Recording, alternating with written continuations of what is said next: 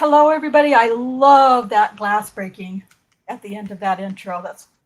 I'm easily amused, but I think that's pretty freaking awesome. Welcome, everybody on the panel. Welcome to those of you who are in chat.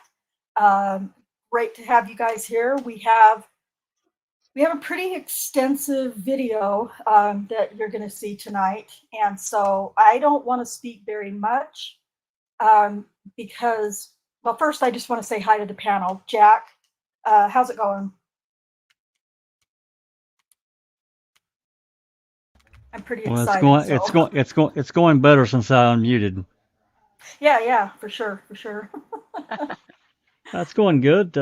Well, just been busy with 47 different things, and of course expecting over a foot of snow here in the next couple days, and bitterly cold. Finally, we've actually had a really mild winter here comparatively with what we normally have, but that's fixing to end abruptly. Yeah, it ended here already. So whatever I have got, well, you probably are getting what just left me, and then you will be getting some more coming. Mm-hmm. It's been bitterly cold with probably 18 inches of snow in the last 3 days, I would say. It's been pretty crazy. So yeah, it's snowing now, but this is just a prelude to what's coming. So it's not gonna really bother me unless the power goes out. Of course, we got a generator, but it's still a pain in the ass. Yeah, for sure. Yeah. All right. Well, thank you for being here, and thank you for streaming over on Foul Play. I really absolutely appreciate it. You bet. Okay. I'm going to save Kay for last because I need her to do something for me. And want to say hello to Cherie. I'm so happy to have you here and glad you're not buried in snow, or at least we're getting snow, but I made it home. Oh, good. Makes me nervous. Well, good. I'm glad to have you here. It was great to be on Case by Case's show with you on Tuesday night. So another great case. Case by Case. Her link to her channel is in the description of this video. So check her out. Subscribe to her channel. She's got an amazing, crazy, wrongful conviction story to share. Very, very interesting. And Susan, how are you? I'm good. It's still like 55 degrees here, but we're going in the negatives here pretty soon, and it's getting cold. We're going to have a little bit of snow, but it's going to be cold. So I'll be staying in. Yeah, I don't blame you. Well, even though I'm going to Vegas this weekend, it's going to be cold there. Not snowing, I don't imagine, but it's going to be cold. I'm going to be staying in except for when there's a soccer game that I need to attend for my granddaughter. So otherwise, extra Afghans and all kinds of stuff. It's cold out there. All right, well, great. Well, everybody stay warm best you can. Great bunch of people in the chat tonight. I really appreciate all of you for being here. All of your great questions and comments that you're making. The last video that we did for the Jannie Ligons trial testimony was a record for my channel. 965 views on that one video, and most of those were within the first 48 hours. It was amazing. and a record number 52 comments. I realize some of that stuff is small beans, even like compared to Foul Play and some other channels, but it was pretty epic to happen from one week to the next that it exploded the way it did. So thank you to all of you who are sharing it. We're also showing on Twitter, and so that could also have something to do with it. I suppose. I don't really know. Hopefully, reading trial transcripts as we get them will, bring more interest to the lies and inconsistencies and stuff with Daniel's case. So let's keep that momentum going. It's amazing. Excuse me. All of the documents are uploaded in Jannie Ligons' room in Discord. I suppose I should start pinning those to each channel because they tend to get lost, through comments and stuff. So I don't know, Jack, does that seem like the smart thing to do? Just pin them all in the rooms? Yeah, absolutely. And that way they're easy to find. Right. Okay, yeah. Okay, so all of that's there. It's ready. They're there right now in Jannie Ligons' room. I put also the testimony that we didn't read that's really very important for you to go read on your own. Otherwise, I have 4 or 5 weeks of, one accuser, and 3 or 4 of those weeks are dedicated to reading transcripts. And I know that can get boring just sitting and listening. Plus, you can open those documents, download them, make your own notes, find your own discrepancies. And, if you have questions, just ask us in Discord or here on the channel. And I try to pay really close attention. I really want to see the Discord start moving and booming and lots of activity in there. So go read, because there's really interesting testimony in Jannie Ligons from her daughter and her boyfriend that's going to completely contradict so much stuff. So do that. Okay, so this week we're moving on to Terri Morris. And I've asked Kay, my special guest speaker. She's always on my panel, but she is really always like a guest speaker for me because she's got so much knowledge and deeper knowledge about the case. Oh God, knock it off. No, I'm serious, you guys. If you really, she has a better insight, or she thinks of things differently that, deeper than sometimes my thoughts are just surface thoughts. It's true. It's true. It really is true. It really is true. Okay, well, thank you. You're welcome. So tonight, Kay is going to explain to you guys. She can't take a compliment. She's going thank to. you. I know you did. She's going to explain to you how the Terri Morris accusations are so critical to Daniel being framed as a serial rapist. It was something I had never thought of, and goes back to her ways of, her analytic skills, I guess, is what it comes down to. So I'm going to let Kay talk about that and explain to you guys what the Terri Morris accusation means to the case. Kay, take it away. All right. So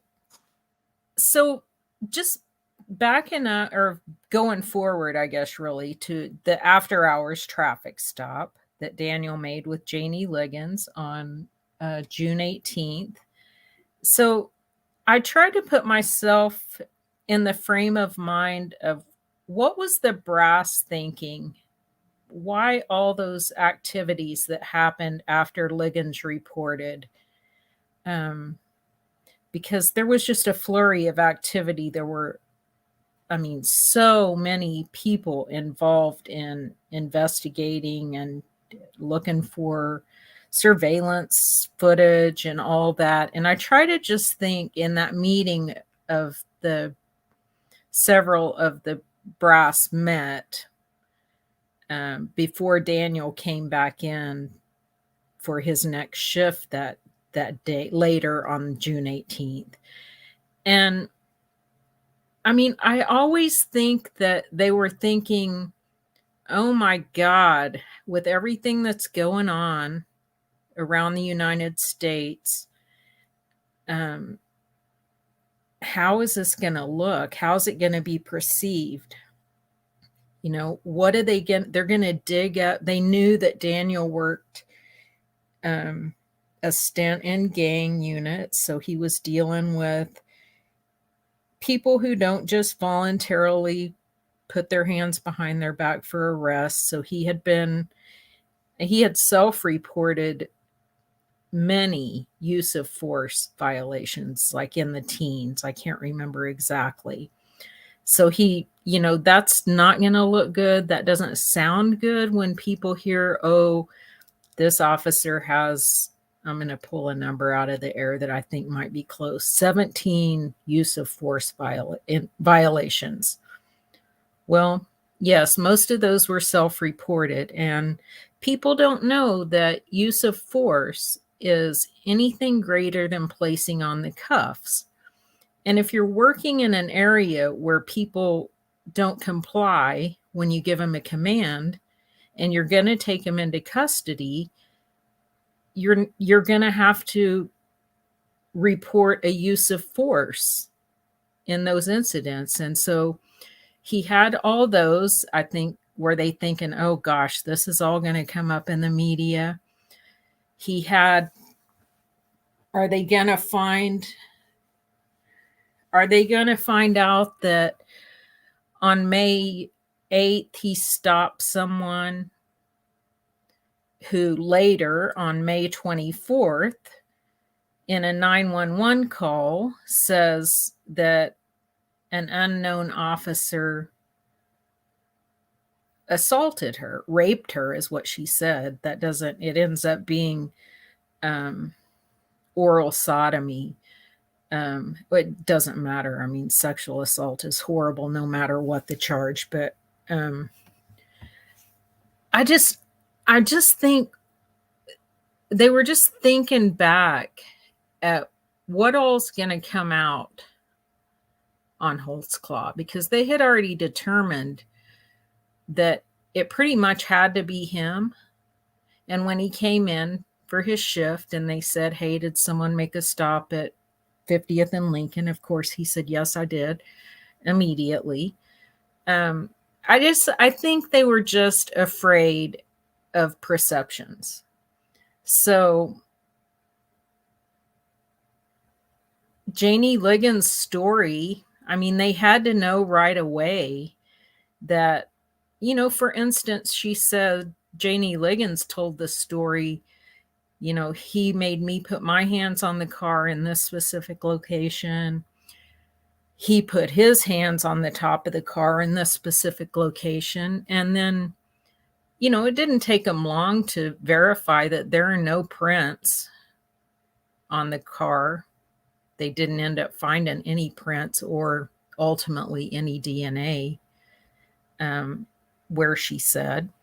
So that was false. But I think they were just thinking, what's going to happen if we can't pursue charges on this? Is this going to blow up? Is Jannie Ligons going to go to the press, which she did? How will we handle this? And so I'm going to start with a timeline of backing up from the after hours traffic stop, which was June 18th. I'm going to back up to May 8th, which is when Daniel Holtzclaw stopped Terri Morris, who was walking near Liberty Station Apartments. He had seen her come out of a known drug apartment that she lied and said was her aunt or something. Later found out that wasn't her aunt at all. So he had stopped her on May 8th. He called her in. We've heard the radio traffic on that in previous podcasts. And he let her, you know, she walked away. He questioned her about the apartment that she came out of. She walks away. So that's May 8th. fast forward to May 24th, when her former boyfriend, Christopher Shelton, makes a 911 call because, well, Christopher Shelton changes his story a couple of times about how he came to have Terri in his car. But one of the versions is that he saw her walk in, he picked her up, and he was going to take her to her grandmother's house. So she is either under the influence of alcohol or high on some sort of drugs. And she knows that Christopher Shelton has a new girlfriend, and she's beside herself. You can hear it on the 911 call. She's tearing up his car. He tried to take her to her grandma's house. She wouldn't get out of the car. They end up at a Valero station, which is a gas station in Oklahoma. A convenience store. They end up there where he calls 911, and when Terri realizes that the police are coming and that she's likely going to jail, she says at the end of that 911 call, "You called the same motherfuckers that raped me?" So when the police show up, the reporting party, Christopher Shelton, and Terri Morris would be the suspect. That never happens. It's never that kind of scenario at all. Instantly, she's the victim. Christopher Shelton's crime never gets reported at all. I mean, there's no documentation. She doesn't get arrested for destroying his property. 3 different police officers show up. One is Lieutenant Michelle Holland. Terri Morris tells her story about the rape, as she calls it a rape, but then she describes oral sodomy. She tells that very same story, that it happened near the city rescue mission. She didn't know the police officer. She hadn't seen him before. He drove the older style black and white car, which Daniel drove the new car. She even pointed out the black and white car that one of the officers had pulled up to the scene in, and said a car like that. So there was no question that it was the old style. And she tells this story to 3 different officers who write this story in their reports. And when does she say it happened? She says it happened either on the 20th or 21st. And so in the course of trial and the investigation, they did find out that she was at the city rescue mission on May 20th. So that checked out that she was actually in that area, which wasn't an area that she was in usually. She was usually in Daniel's sector. So, they take the report from her, and then she walks away from there. She walks away, and she walks on over to Christopher Shelton's. I guess she knows where Christopher Shelton's new girlfriend lives. So she goes over there, and a couple hours later causes another disturbance where the police end up coming back out again. They don't arrest her then either. She ends up spending the night with someone who lives in that apartment complex or whatever. And so this is Memorial Day weekend, and this is a Saturday, 24th.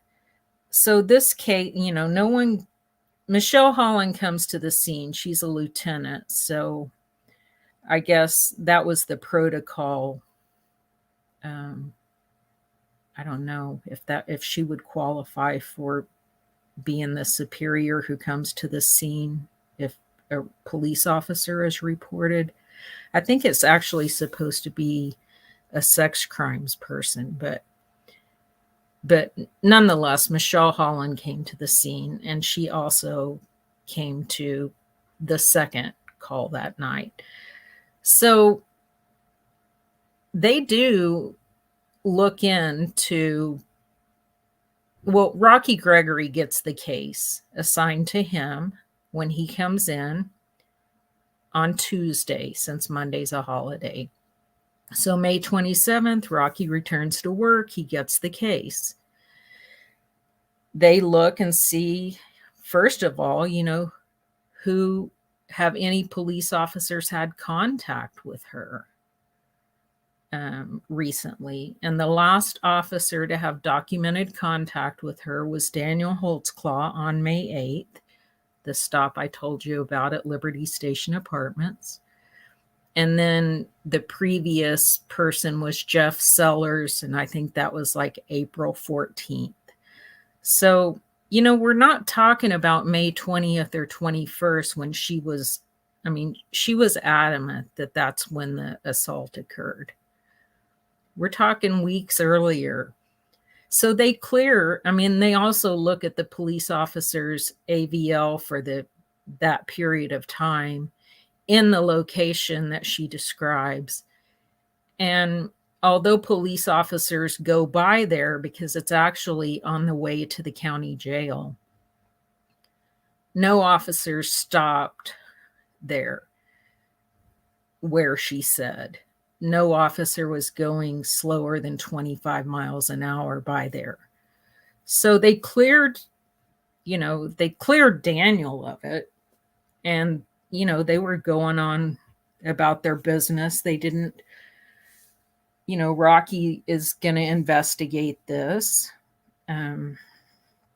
which he does. And I guess I'm not sure if we're going to see those police reports today, or I'm not sure what the plan is. I know we've looked at them in the past, and so he doesn't find her until, he doesn't actually interview Terri Morris the first time until June 3rd. And with the help of a confidential informant, they find her, detain her. She signs a refusal to prosecute. This is an interview that Rocky has with her, where, if any of you have watched former podcasts, she's sitting in the corner in the chair and she's scratching like crazy. And she doesn't want to be involved. She doesn't want to talk about it. She says she's moving to California. She signs the refusal to prosecute, and they take her back where they picked her up. So I was looking through the police reports, and interestingly enough, the day before, on June 2nd, Rocky interviews one of the officers that was at the 911 call where she alleged, that she had been raped by an officer previously. And Rocky calls in rookie Jonathan Thomas to go over some details about his contact with Morris. And he says this in a police report that he files June 17th, the day before the Ligons stop. Or the day before the after hours traffic stop. But I don't know, I just find that really interesting that when you read over the report that Rocky writes about his interview with this rookie cop, about his police report that he wrote, I haven't seen any other reports in this case where they go interview a police officer who wrote a report to interrogate him about their report. And at one time, Cherie had analyzed Rocky's report and Jonathan Thomas's like the differences between what Rocky said in a report and what Jonathan Thomas had in his original report. Because, Rocky wasn't there. So it's interesting to me that this little detail needs to be documented in the police reports. And for what reason? So June 3rd, they called Terri in. She signs the refusal to prosecute. And then that's it. They're done. Rocky doesn't, try to find her again and say, hey, have you changed your mind or whatever. And then June 17th, like I said, Rocky files this report. Supposedly he files it on the 17th. Now I have all these suspicions about fabricated reports and edited dates that they're entered.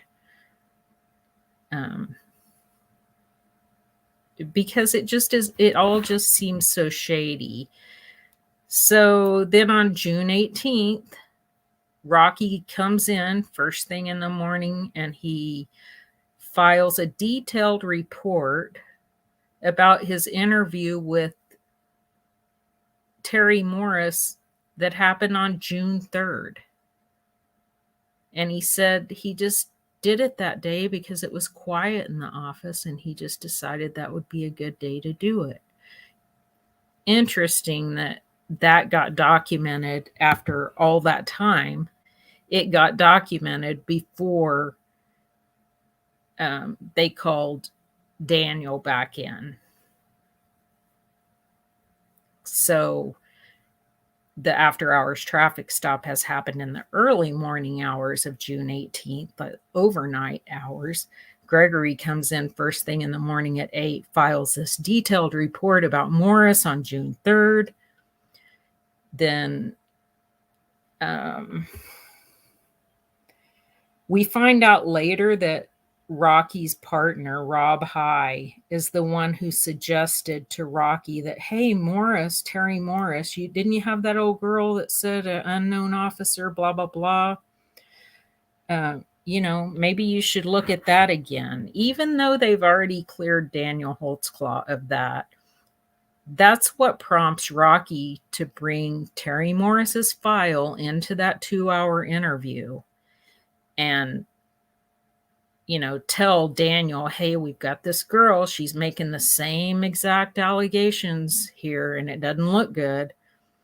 When that was complete bullshit. It wasn't the same allegations at all. It was wrong kind of car, unknown officer she didn't recognize, which she's been pulled over, or had contact with officers so many times that maybe she wouldn't recognize, but I think she would find some kind of familiarity with Daniel Holtzclaw just because of his stature. So now they're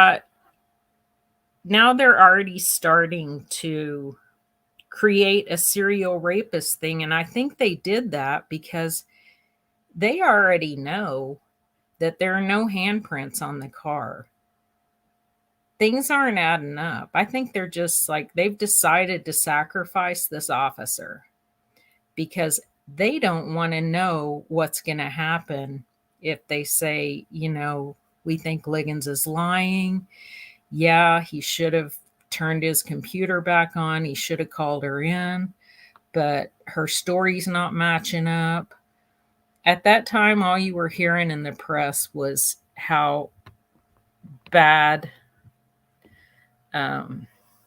superiors were covering for bad officers. And I don't think they wanted to deal with it.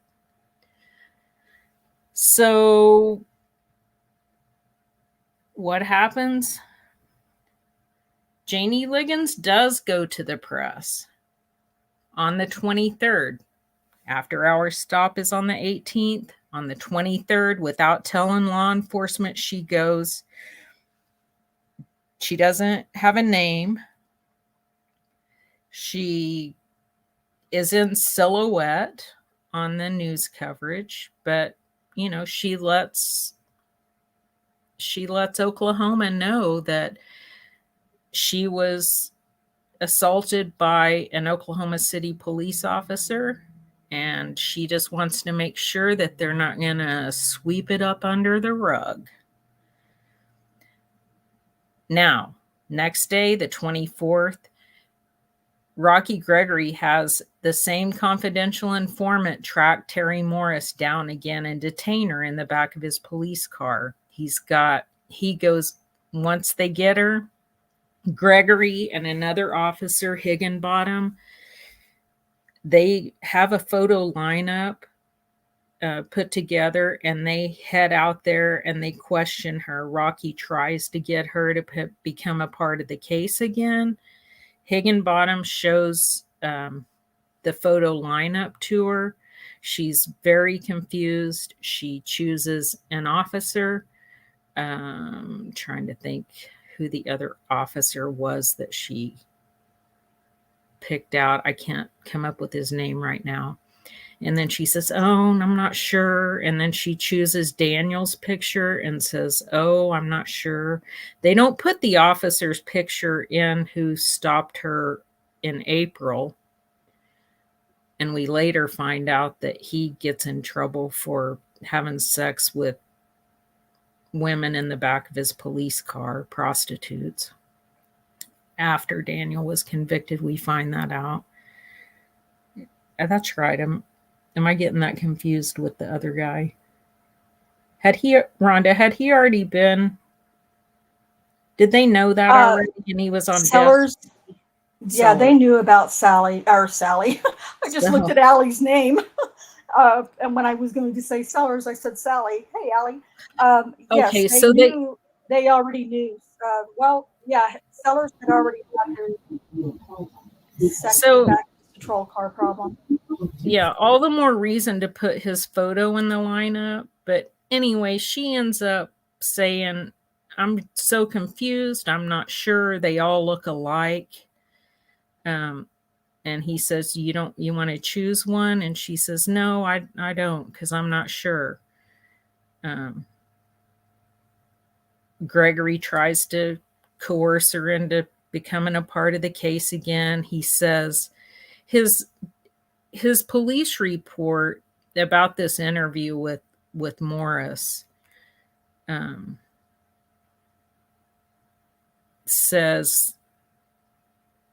notes that he asked Terri Morris if the subject had stopped her before up by Liberty Apartments, which is where he knew Holtzclaw had stopped her. And it was documented, and they had AVL to that. And he had called her in.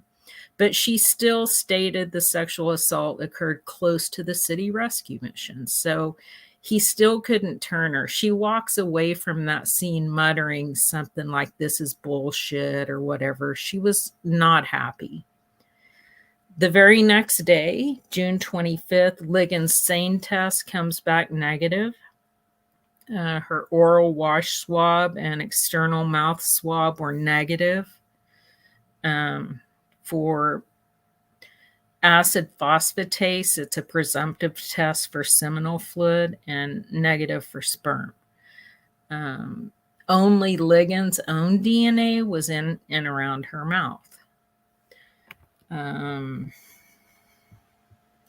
They also found out on the 25th that DNA from unknown females and 2 others were found on the fly of Daniel's uniform pants.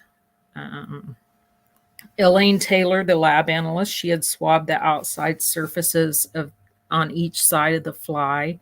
Those samples came to be 17Q1 and 17Q2. Both samples included unknown male DNA. No evidence of body fluid observed using a bright light and magnifying glass. No other areas of the pants or belt were swabbed for DNA to serve as controls. I mean, so this is suspicious to me too, that you're accusing this guy now of assaulting 2 women, and you think there might be more. So you're basically dealing with a serial rapist, but you don't use an alternate light source on the pants. Instead, you just use a bright light in your office. You have that tool, it's right there. You don't use it. I guess I don't buy it. I think they used an alternate light source. Anyway, next day, or no, here we are the same day. The same day, Michelle Holland finally files her police report from the 911 call incident on May 24th. So a full month later, she files her report. Now they're just like, now at this point is the quandary for them, because they can't get Terri Morris to become a part of the case. They don't have any evidence for Jannie Morris to be able to charge Daniel with just her allegations. There's no evidence that will support it. I don't know how she ever ended up being allowed to be a part of that case with no evidence, but many others followed. So it was Terri Morris. They really needed her to change her story so that it would look nefarious. You know, you've got this lady accusing him, you've got this lady accusing him. And so mysteriously, Terri Morris gets arrested for some trespassing charge that never gets filed, and there's no documentation on to this day that I can find. She's in the county jail. July 10th, Gregory and Muzny show up at the county jail. They say that she called and said that she wanted to talk to him some more. And I was going to go back and listen to that interview, but I feel like in that interview at some point she says, "How did you know I was here?" And then Rocky cuts her off because that doesn't jive with his story about her asking for them to come talk to her again. So I think they had her arrested so that now they can bargain with her. Now they can get her to change her story. They can offer her treatment. They can get her out of the dreadful Oklahoma County jail. So, yeah, so Gregory, let's see that. Yeah, that's July 10th. So they go up there, and Gregory says they went up there to obtain her DNA for comparison, to try to get a match for the DNA on the fly of the pants. Which is weird, because are they too stupid to know that the DNA on the pants is probably going to be someone from June 17th or June 18th? I mean, there can still be DNA on the pants after they're laundered. We know that from the Monica Lewinsky case against Bill Clinton. Her dress had DNA after it was dry cleaned. But, I mean, I think they're using that as a guise because they just want to get her to become a part of the case, which she does. And the Oklahoma County Jail has audio and video recording equipment that you just push a button. Although it sounds like Gregory brought his own recorder this particular day, because you hear him setting up the recording after he's obviously gone through the story with her. She's across the room talking to Muzny, and she's kind of going over her new story again. You can hear in the background. Gregory's on the other side of the room setting up this recording. Like, yeah, this is Detective Gregory here with Lieutenant Muzny, and Terri contacted us and said that she wanted to talk to us some more. And so Terri, and she's talking to Muzny, so she's not even listening to Gregory. Could you go over it again? And he's so dumb. Could you go over it again? Oh, well, yeah, okay. So what you're saying is you guys already went through this new story. And she says, no, that's it. That's it. And he said, no, I need to, get it. And so he makes her go through this story again that is 4 miles away from this story that she's been telling consistently to 3 officers and 2 interviews with him. So no less than 5 times has she told the same story without diverting from any details. And you hear her change her story to what they need her to say. And after that, that's it. After that, it's on. They just start piling on accusers after that. Anyway, I just think they used her so that they could say she was actually the first victim. And then they'd be able to add Jannie Ligons to the serial rape case. But Jannie Ligons couldn't be the first victim because there's no evidence to proceed with the investigation. And it would have just died right there. And that's what I think. Sorry, I can't give a short answer. No, And- that's great. and then That's they- why And then they created their list. Right, yes. right. Yes. Yeah, then Muzny creates the list of everyone that, Jack. oh my God, it's like, Sorry. it's mostly Black women, but there were a few Hispanic. Like a Derek Gardner, she identifies as white half of the time and Black half of the time because she's mixed. But most of the women, I think 11 of the 13 were Black.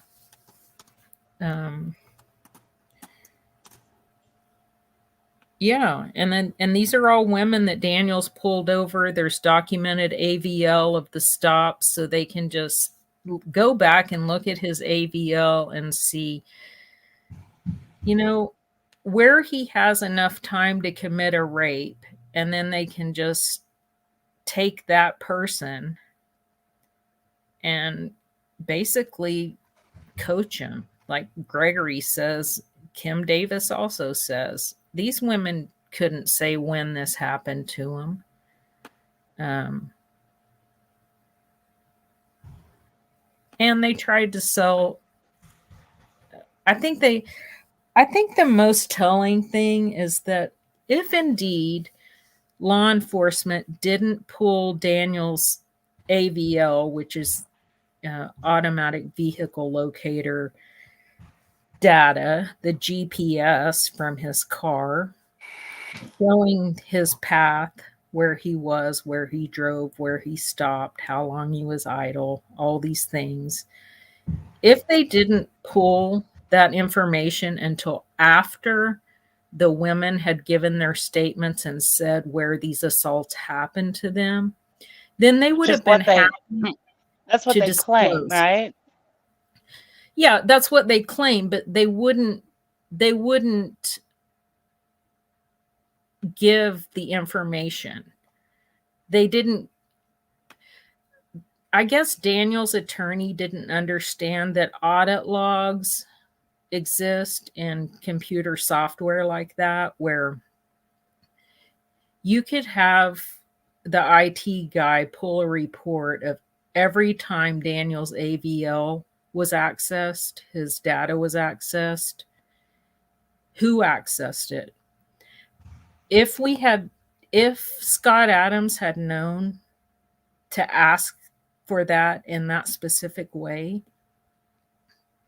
Daniel wouldn't be in prison right now.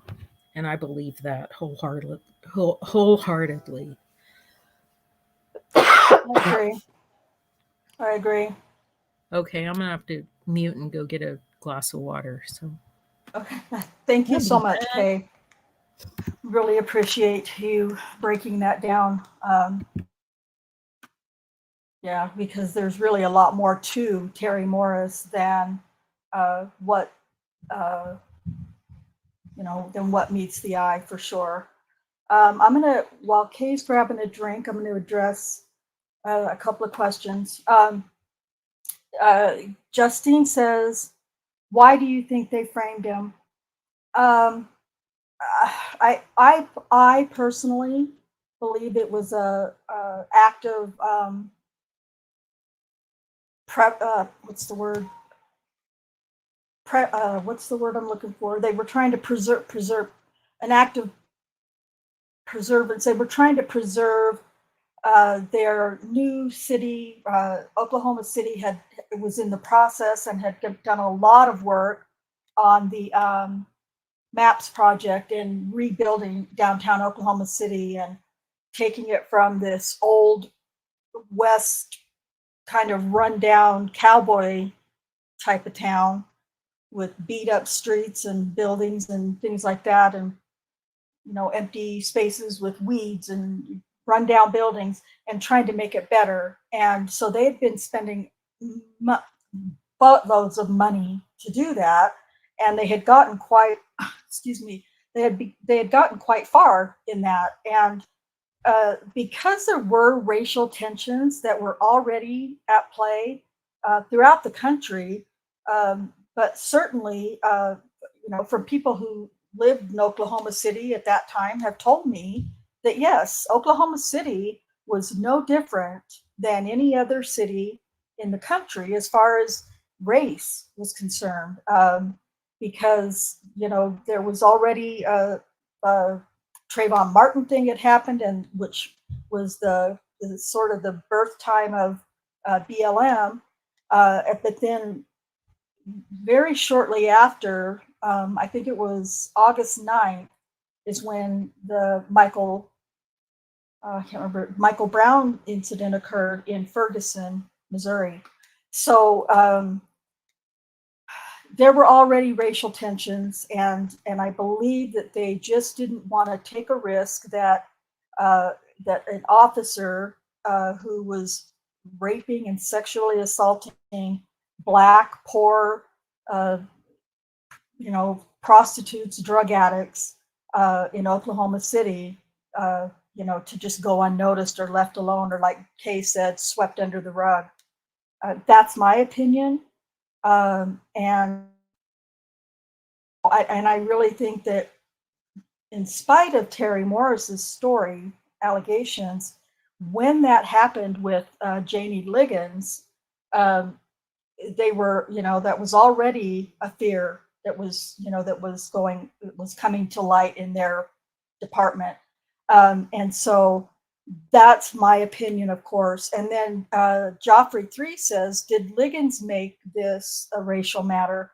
I believe that through her daughter, whose name is Marissa Ligons, her testimony for Jannie Ligons' part of the trial is also in Jannie Ligons' room. If you read that testimony, you'll just read in her words that she was very much in support of Black Lives Matter. And I feel like, very much like, that she, when Jannie Ligons came home and was complaining that she got pulled over by a cop, I think a story kind of emerged from there.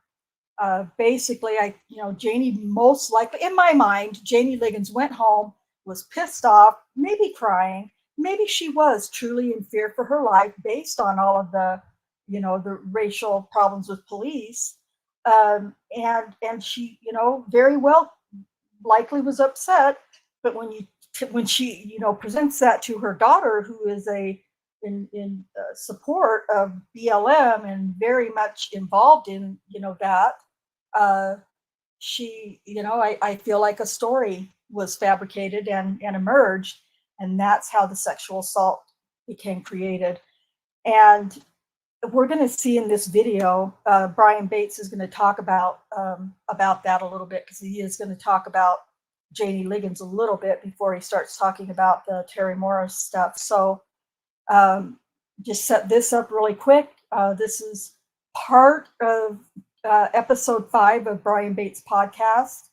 I just feel like it's the best thing for me to do when I'm trying to get the true and accurate information across to you guys, and especially to new people, paying attention to the case.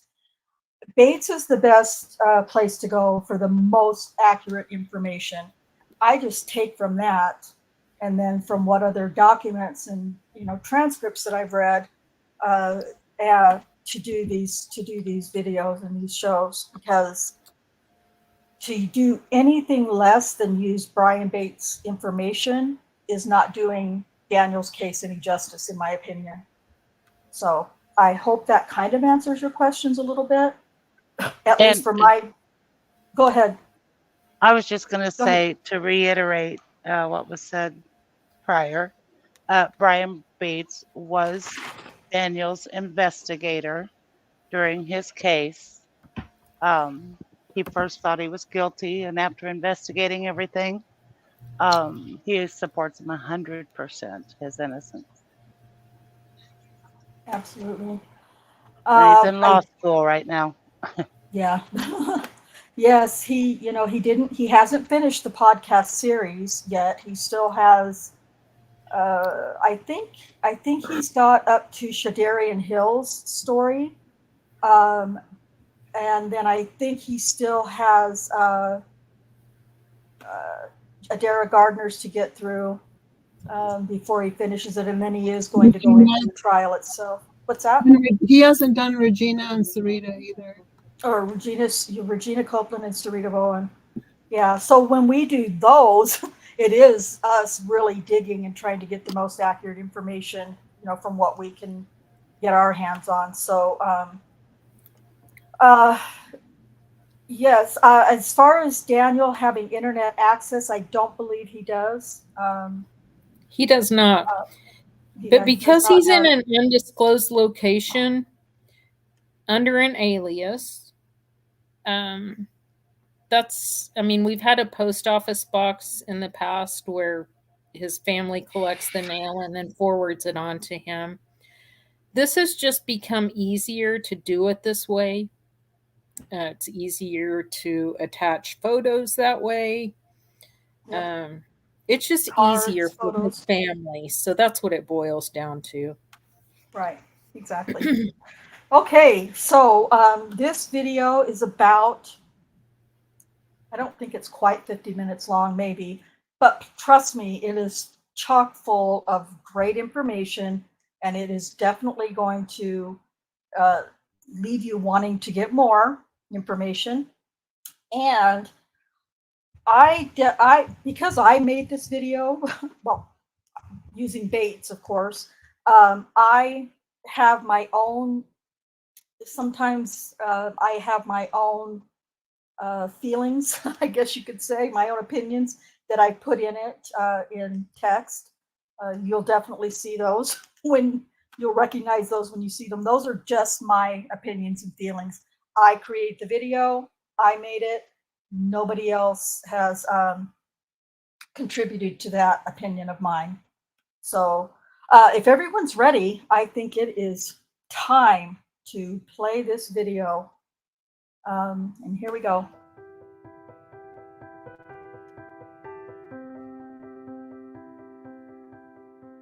When I left off in episode 4, 27-year-old Oklahoma City patrol officer Daniel Holtzclaw had been accused of sexually assaulting a 57-year-old grandmother named Jannie Ligons during an off-the-clock traffic stop. Only hours later, Holtzclaw was interrogated by sex crimes detectives Kim Davis and Rocky Gregory as their boss, Lieutenant Tim Muzny, watched from another room. Subsequently, Holtzclaw was placed on administrative leave and sent home. A forensic analysis of Holtzclaw's patrol car, surveillance video, and a scene exam of his accuser all came back with no evidence supporting the allegations. Regardless, both the detectives were of the opinion they not only had their man, but that he must be a serial offender. That opinion was only magnified when only days later, OCPD crime lab analyst Elaine Taylor contacted the detectives to tell them that she had found female DNA on the fly of Holtzclaw's uniform pants, and it wasn't from accuser Ligons. Only 5 days after her alleged sexual assault, Ligons decides to make her claims public by doing an exclusive and anonymous interview with a local TV news station. After Daniel Holtzclaw was relieved of duty and sent home to await his fate, Detective Rocky Gregory began to fill in Detective Davis on the Terri Morris allegations. You'll recall Detective Gregory questioned Holtzclaw about the contact he may have had with Morris and how she was, in Detective Gregory's opinion, making the same allegations as Ligons. The case into Terri Morris's allegations began in an early morning 911 call on May 24, 2014. The call was placed by 61-year-old Oklahoma City resident Christopher Shelton, a recent and former boyfriend of 43-year-old accuser Terri Morris. Oklahoma City 911, what's your emergency? Hello? Hello? They talk about serving old bands and goddamn. Hello?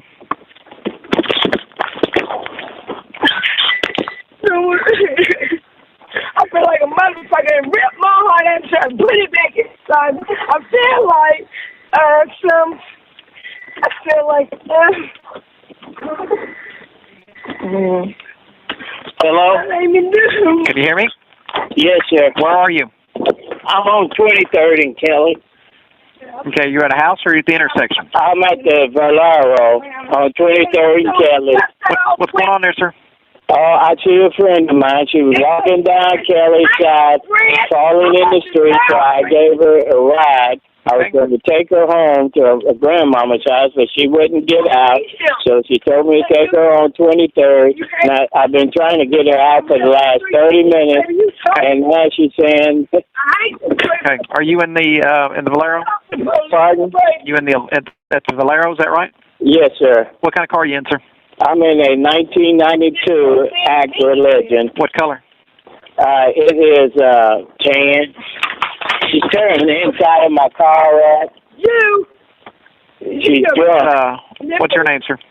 My name's Christopher Shelton. Christopher Shelton. Yeah, she's yanking stuff out of my car. What's her name, sir? Her name's Terri Morris. She white, black, Hispanic, or Indian? She's black. How old is she? She's tearing my car up. I understand. She's 43. Okay, she's still in the car? Well, she finally got out. Now she's throwing stuff at me. Police. I told you I was there. She wouldn't get up. She's hitting on me and everything. She drunk or on drugs? Oh, my purse. Okay. Christopher, is she drunk or on drugs? There's something wrong with her. I just want somebody to come get her. I don't hit women or anything. That's what. What color shirt and pants you wearing? She got a black dress on.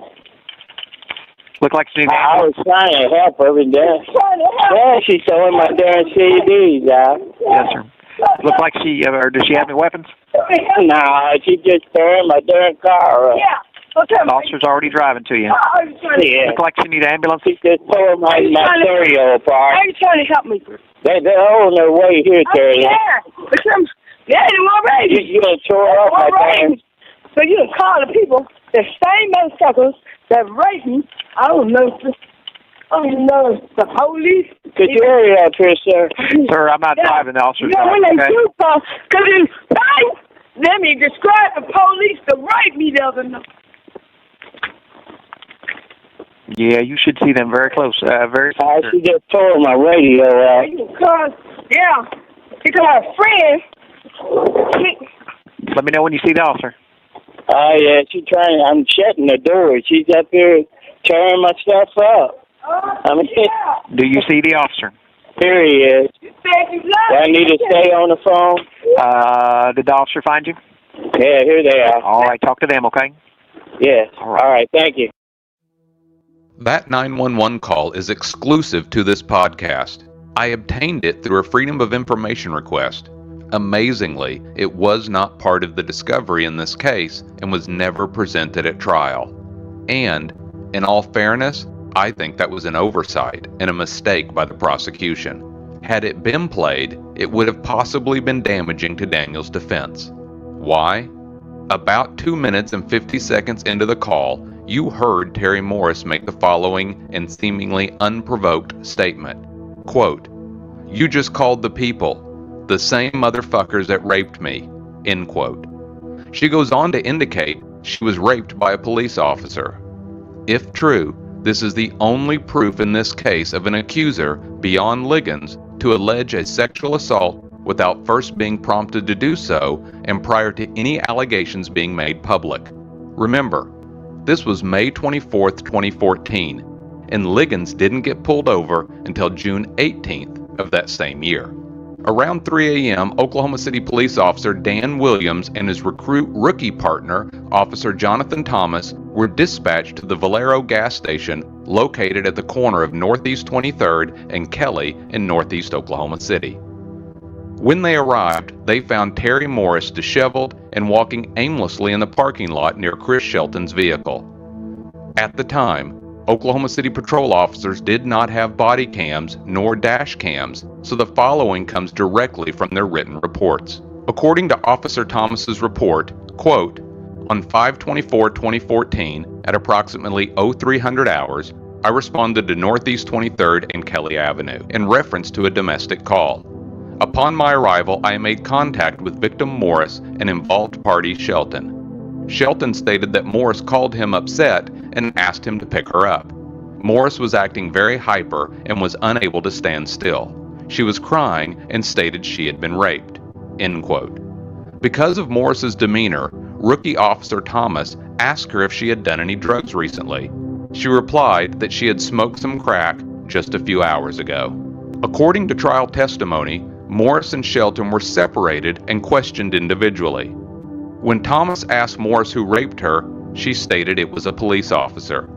She claimed the rape occurred within the last couple of days and gave the specific dates, May 20th or 21st.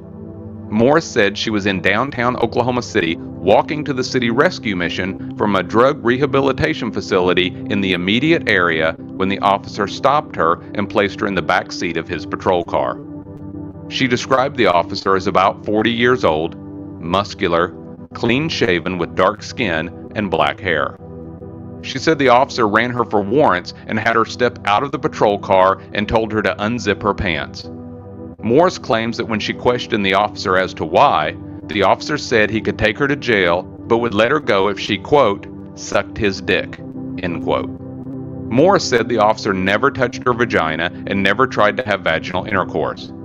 She said the officer then unzipped his pants and exposed his erect penis. She said his penis in her mouth for a short period of time, and that then he removed his penis and put it back in his pants.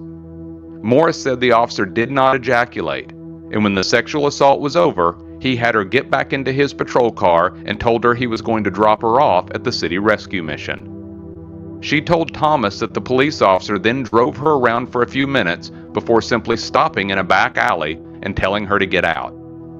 Morris did not recall exactly where she was picked up or where she was dropped off. Officer Thomas noted that Morris said the officer in question was wearing an Oklahoma City uniform and badge and was driving a black and white patrol car.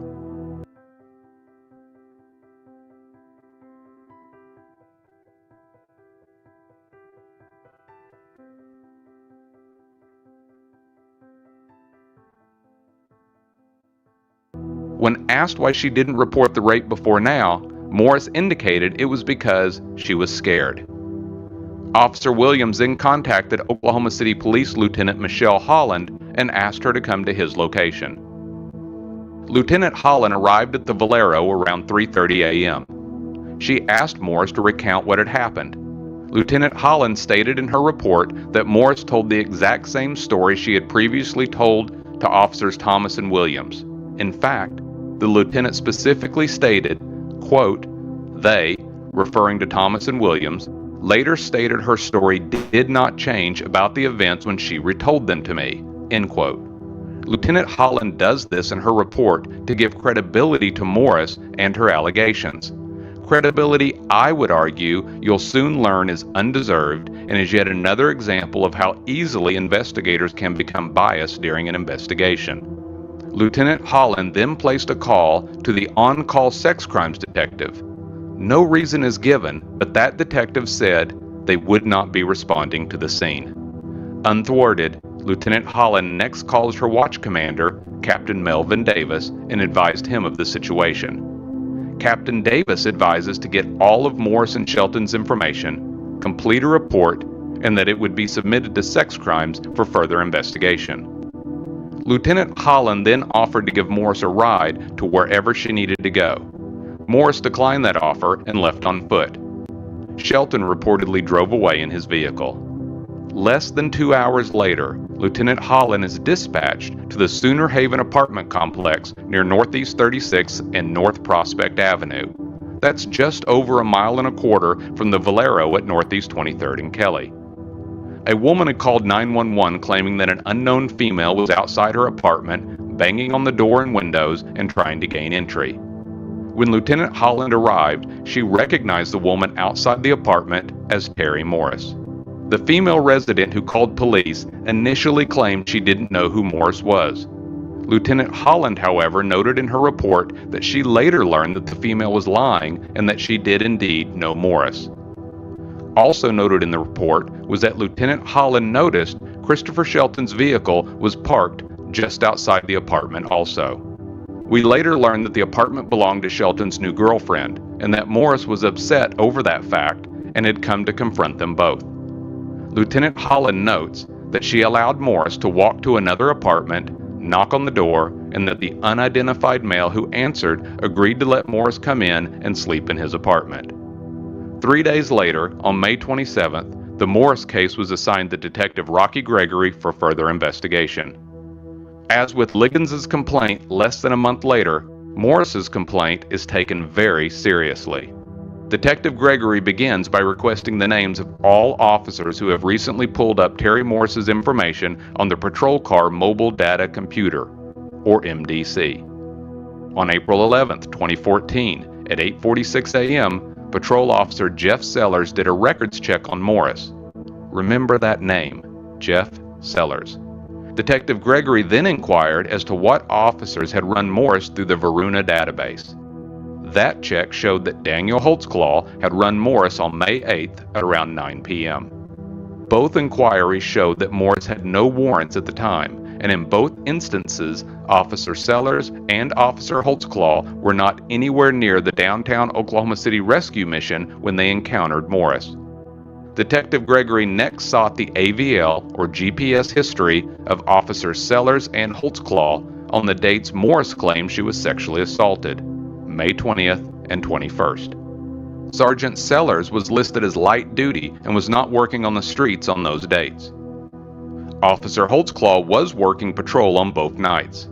Detective Gregory noted that on the 21st, Holtzclaw was downtown for a county jail arrest, but his patrol car's AVL showed no unexplained stops or irregular behavior.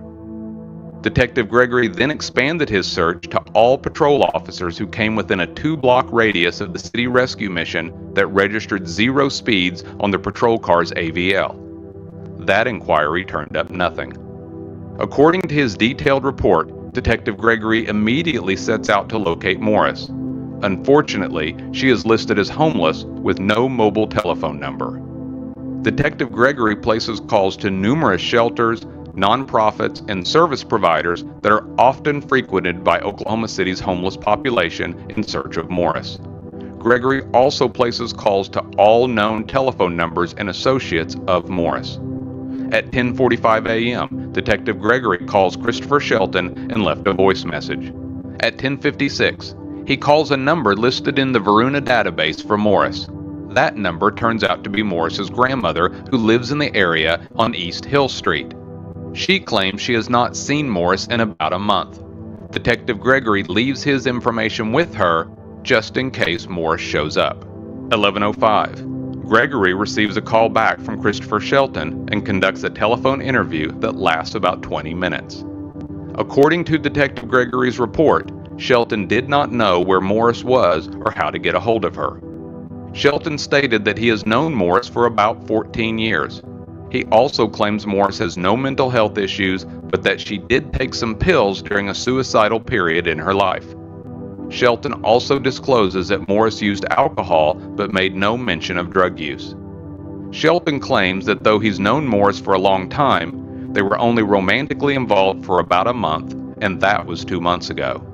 He also said the two of them had lived with each other for a period of time in the past. Shelton claims that he has a current girlfriend but wouldn't disclose the woman's name. It was later learned it was the woman who had called 911 regarding Morris trying to break into her apartment. Shelton's version of events starts to change just a bit in this interview from the one he originally had with Officers Thomas, Williams, and Lieutenant Holland.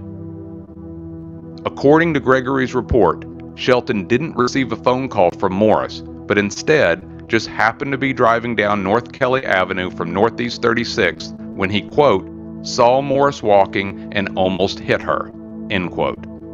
Shelton said Morris was very drunk, though we actually know she's already admitted that she was high on crack, and that he stopped and told her that he would take her to her grandmother's house on East Hill, just a few blocks away.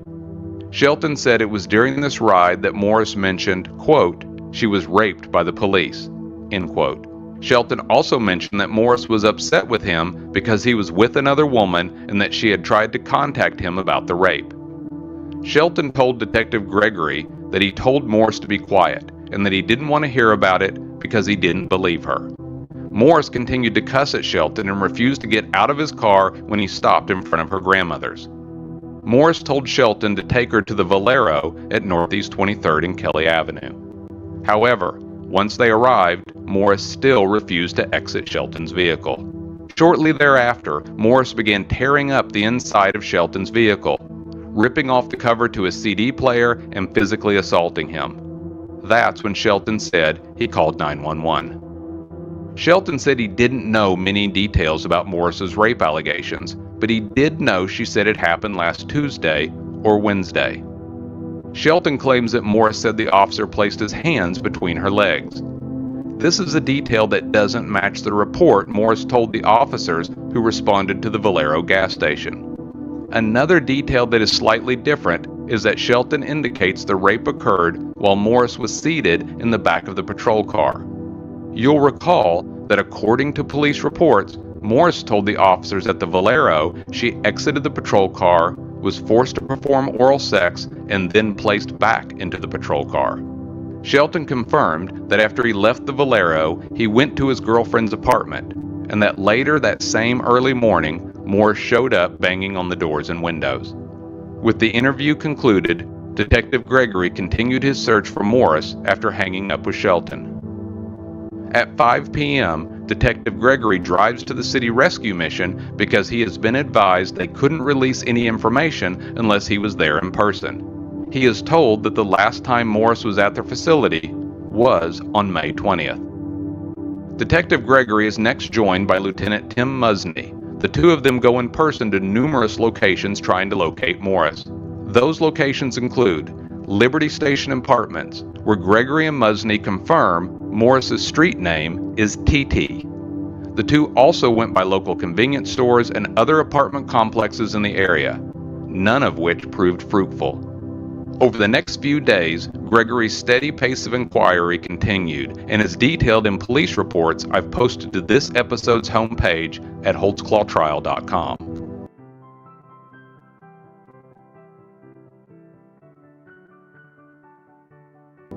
On June 2nd, around 11 a.m., Detective Gregory met with Rookie Officer Jonathan Thomas at police headquarters to go over his contact with Morris at the Valero gas station. Officer Thomas explained that he had only been on patrol for about a month when he responded to the Chris Shelton 911 call. Officer Thomas said that when he and his field training officer arrived, the first thing that she told them was that she had been raped by a police officer and that rape occurred just a few days ago. According to Detective Gregory, Thomas recounts his interactions with Morris and her story, and they match previous reports. That said, I personally did note one difference. In this interview, police rookie Thomas now states that Morris was seated inside the patrol car when she was forced to perform oral sex. In his original report, he stated Morris was outside the patrol car. Detective Gregory apparently missed this detail and did not ask for clarification. Detective Gregory did, however, note that according to officers on the scene, Morris appeared to be consistent in her telling and retelling of her story. Morris also self-disclosed that she was a prostitute. When Detective Gregory asked Rookie Officer Thomas if he believed Morris, his response was, quote, "Maybe." Gregory states in his report he asked Rookie Officer Thomas to go over the story yet again. This time, according to Gregory's report, there are significant differences from Rookie Thomas's original report and even his first telling of the incident in person to Detective Gregory just a few minutes ago. Detective Gregory now lists the following details. Morris is allegedly sober on the night of the rape. When she's standing outside of the patrol car, the officer tells her to pull down her pants, and Morris replies, no. Morris requests a female officer, and she is given an ultimatum, quote, "Go to jail or do it this way," end quote, indicating performing oral sex. After the rape, Morris was simply dropped off at an unknown location and doesn't recall where she went next. Morris claimed the first person she reported the rape to was Christopher Shelton. This would have been just minutes before Shelton called 911 on May 24, 2014. Officer Thomas specifically recalled asking Morris if the officer wore a condom. She replied, no. Officer Thomas also asked Morris if her breasts were ever exposed. Again, no. But Morris did allegedly tell Thomas that the officer, quote, did feel on her breasts a little bit, end quote.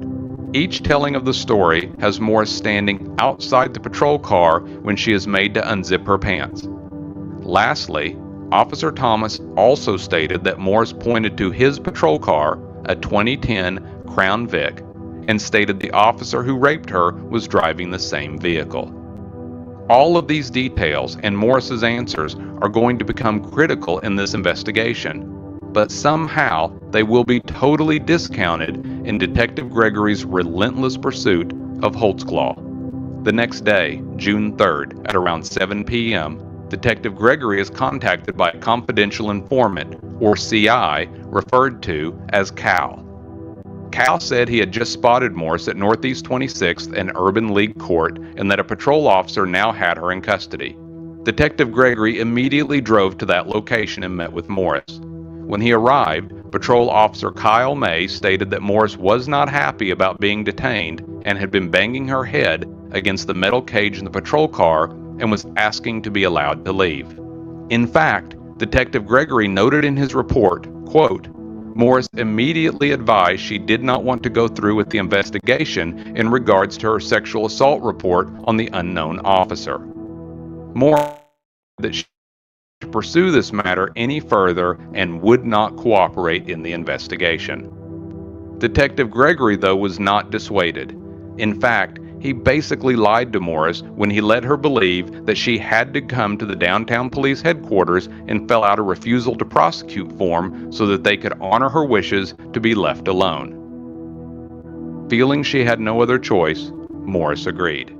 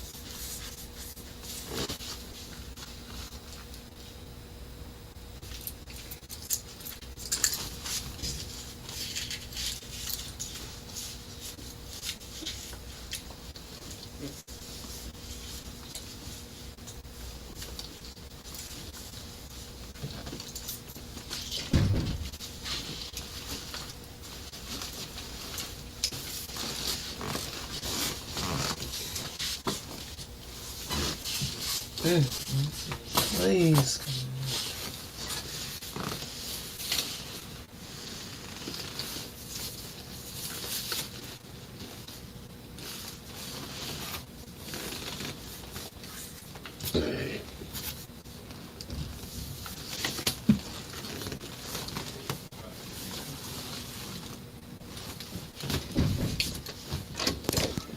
Okay, Terri Lynn, I'm sorry I took some time. Thank you so much for coming down. Is it all right that I have my uniform on? Yeah, but I was scared. I ain't lying. Okay, you want me to take off my gun belt, anything like that? No, I was Okay. scared because I don't know what police to trust anymore. Okay, well, I don't even know who the guy is. I understand your concern, okay? And like I say, I've worked sex crimes a long time, okay? And I've put cops in jail. I've put handcuffs on cops. And I've sent them to prison before, okay? I sent a lot of child molesters and rapists on to prison, okay? I don't care if they're a cop, firefighter, preacher. I just want to be there because I'm leaving at the end of my aunties. Okay. We're going back to California with my auntie. California? At the end of my year. Like you and your family? Okay. But my other family will be here, my sister, I'm going up there with my auntie. Okay. Well, you've been very difficult to find, okay? And I think I you really showed. wasn't hiding, I just, I guess, was not at the right, at the wrong place, at the wrong time, right time, whatever. Yeah, I understand. Well, what I'd like to do, okay? Now you have every option in the world, okay?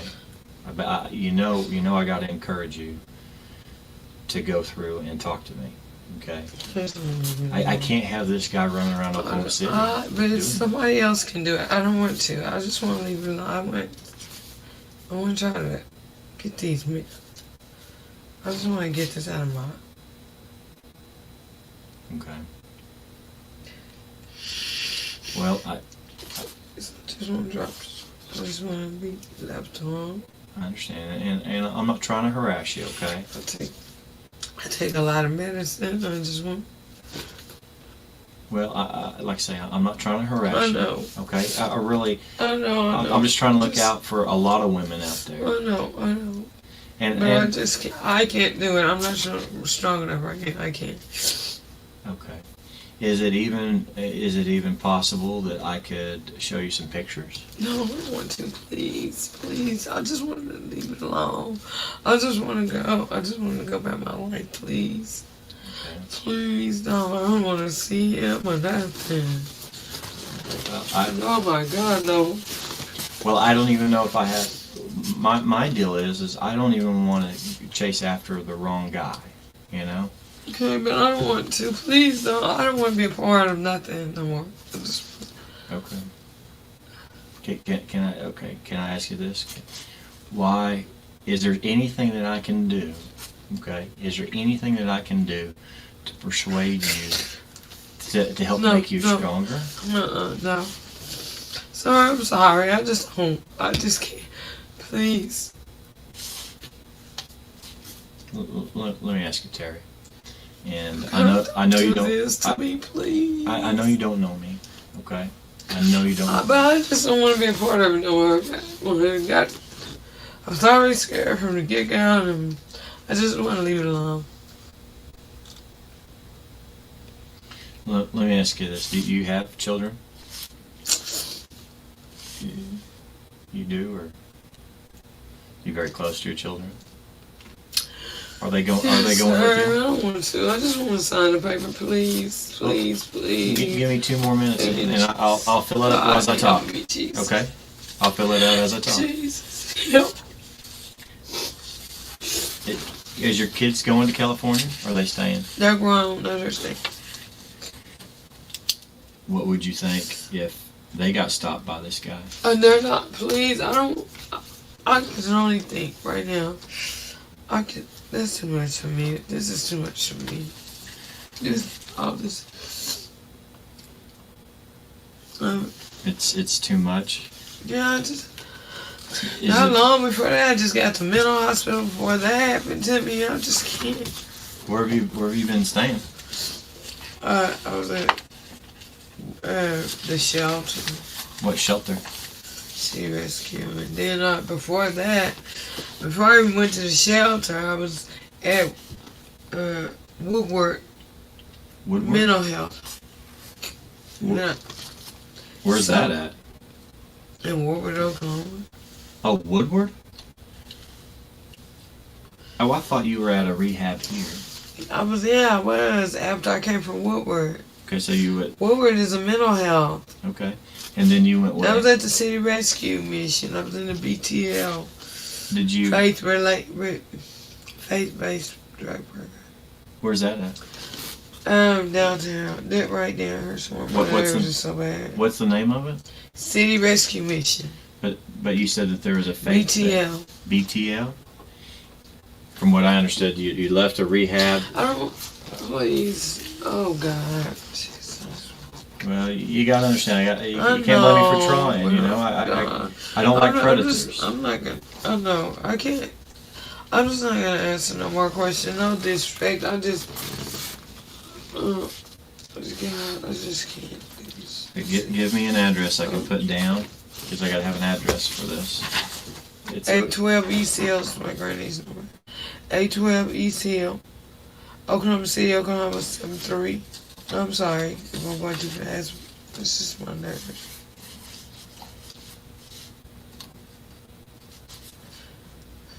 $812 East Hill Street, Oklahoma City, Oklahoma. Are you on any kind of medications? What kind of meds? Inipramine, and I take 3. That's my mental health medicine. Then I take 3 different types of high blood pressure pills.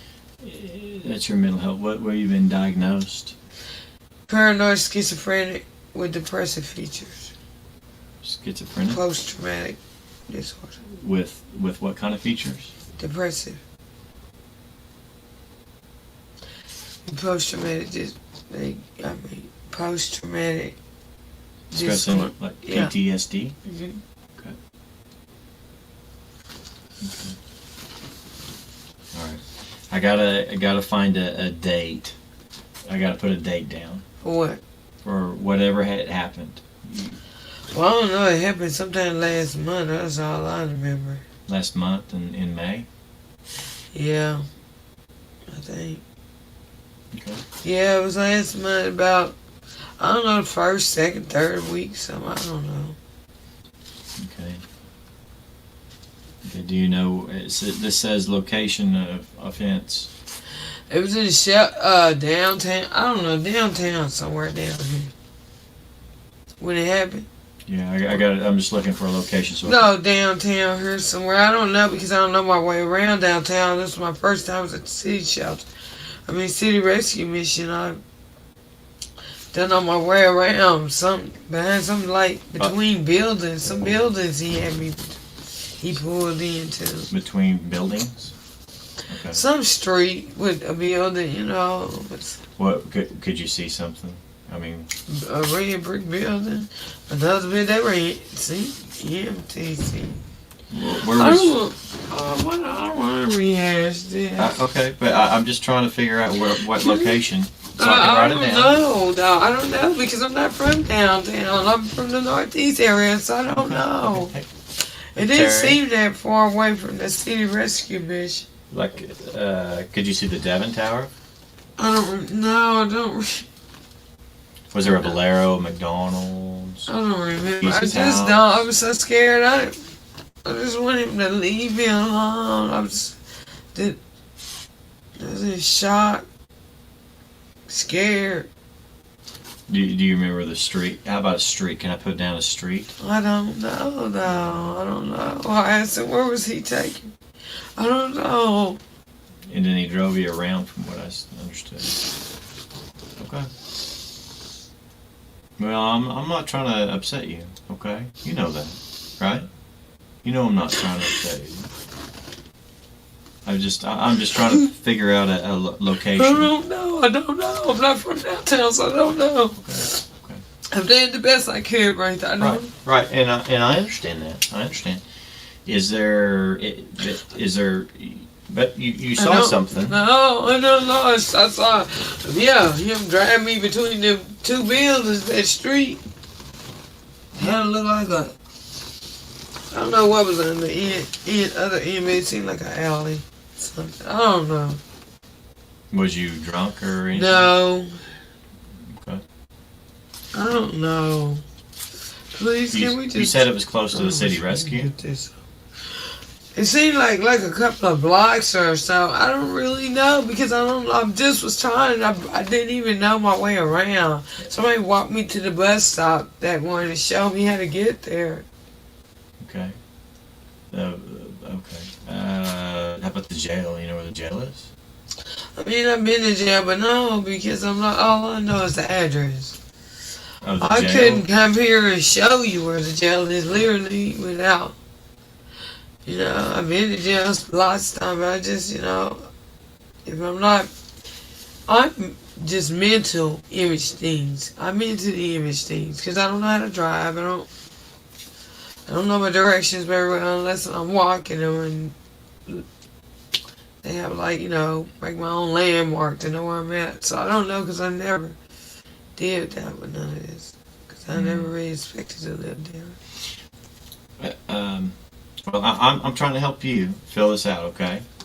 But I don't know. You asked me something I don't know. You know where I-40 If I was on east side, no, not really. I know I think it's part of Lincoln. I don't know. You know that big, pretty, like, skywalk bridge, with the lights up? I don't really travel out the northeast. Okay. That area you see me in, I don't really travel out that area. You don't? Okay. That was you've been to Jesus' house, right? No, but I've been to the city rescue mission. That was my first time.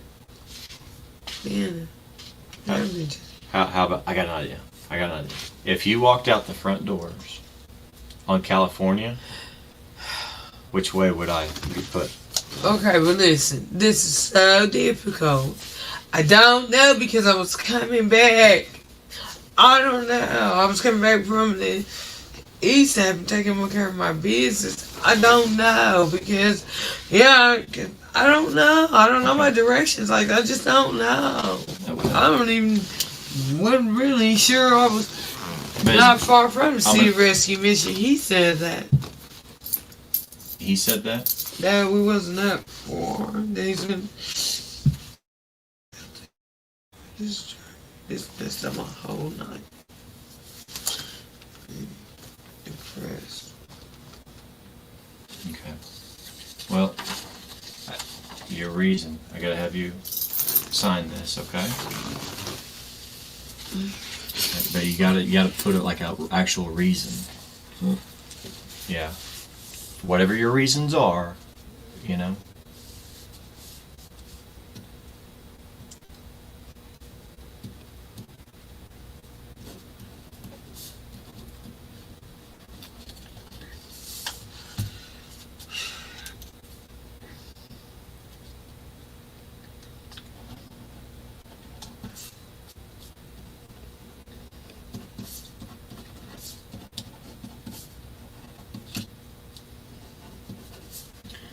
But you do know I want you to do this, right? Yeah. Is there anything I can say to persuade you to change your mind? What if you needed more time? No, I just want to get it because I'm leaving it. That's why Mighty's coming to get me at the end of the day because I'm having a hard time dealing with this. Okay. Well, are you on any kind of illegal drugs? I'm not going to arrest you. No, well, I've been drinking a beer. You've been drinking? Okay. And that beer that they took, I just opened it.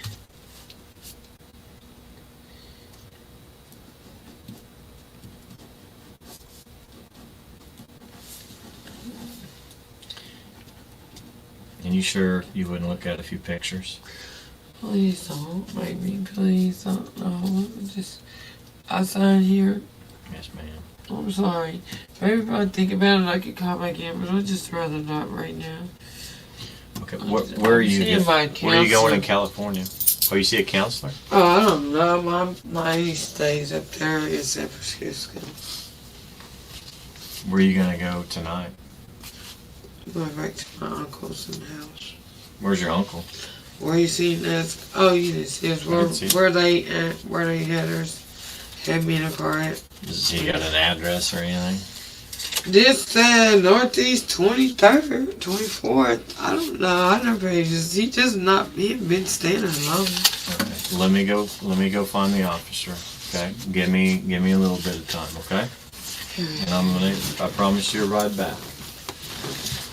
You know, I wish you would talk with me. Yeah. I'm still gonna give you my phone number because I hope you do. Because I don't want this guy on my police department. Me, I don't want him near me. I don't want this guy to touch my daughters, your daughters. I don't want him near me at all. Just hang on, okay? He bad in my body.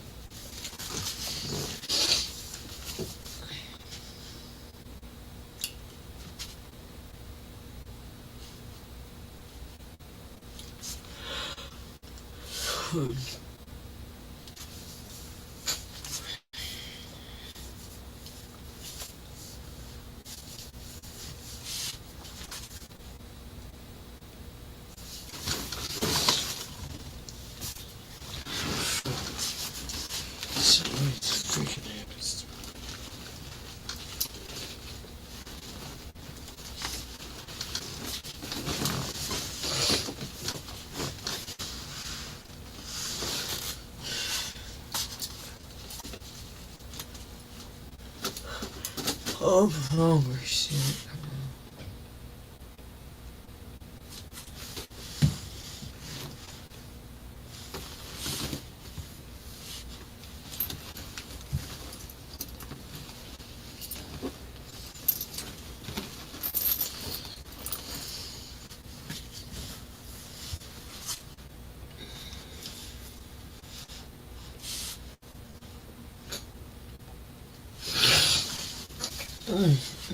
Golly.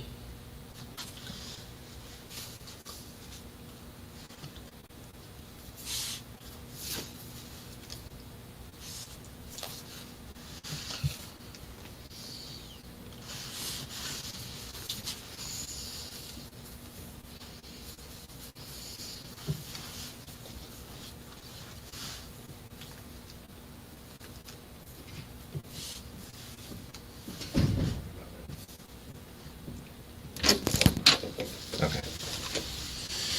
Terri, is there anything you'd like to tell me? Anything that I should know? I can't tell you. I want to beg you to give me information. I know. I was supposed in person. Then I talked to my cousin. I just rather leave it alone, like he said. You know I'm on your side. I am one of the good guys, okay? I'm sorry. I'm sorry. No, you don't have to apologize for anything, okay? Okay. Is it the mental issues? Is that affecting you, or?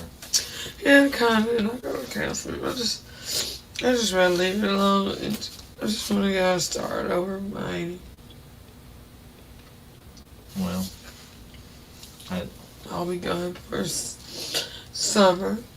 But you know, the thing is I still got to watch over women. I know, I'm sorry. Don't put that on me, please. Don't. I'm so Yeah, that's not right to do me like that. I'm not trying to be mean, but you understand why. That's not right to do that to me. Well, I'm not trying to be mean, but you know I got a job to do. Okay, I'm gonna give you my number. Okay, you can call me, and even if you lose this, you know that the sex crimes, Oklahoma City. I don't care if you got to call 911. Okay. They'll get them switched over. Okay.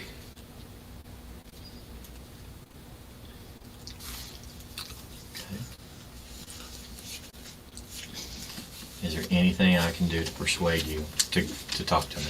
No, not. I mean anything. I need time. Okay. Okay. I mean, and if you want another detective, female Take my detective, medicine. I'll try anything. No, if I did have to talk to someone, I'd rather it would be you, but I'm just not. Right now, just not. Okay. Do you? Is there a phone number I can call No, you? unfortunately, I left my phone in a friend's truck. Well, lost same How about thing. your uncle? Is there a phone number there? No, it's just he ain't got no phone. How do He's waiting on him to come put a hookup in on. if I was to, how would I? You can call my find granny's number 42. Well, I've been over there. That's my grandma's. Any other numbers? No, because right now I'm staying with my cousin-in-law until my auntie gets here. Okay. Okay. All right, let's. Wherever we go. You wanna go back to the house in Urban then? Is that what I'm thinking? Okay. If you change your mind, call that number, okay?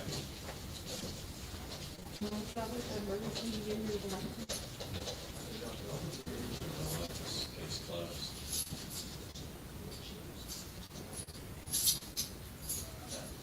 Yeah.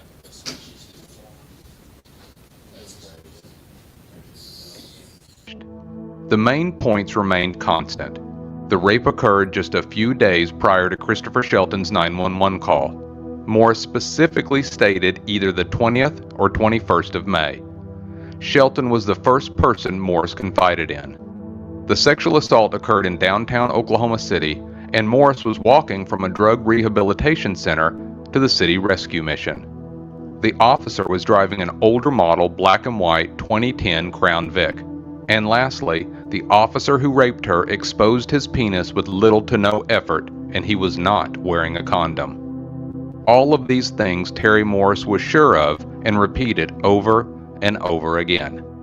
Next, throw in the fact that the very first time we hear about this rape is during what is often referred to as an unsolicited, excited utterance in the background of Christopher Shelton's 911 call. Then, there's Morris's description of her attacker.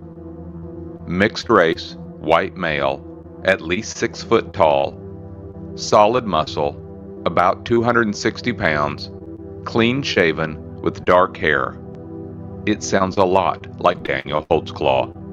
I'd be insulting you if I didn't admit it didn't look good for Daniel. But what if I told you Terri Morris is about to admit that the majority of her story is a complete and convenient lie?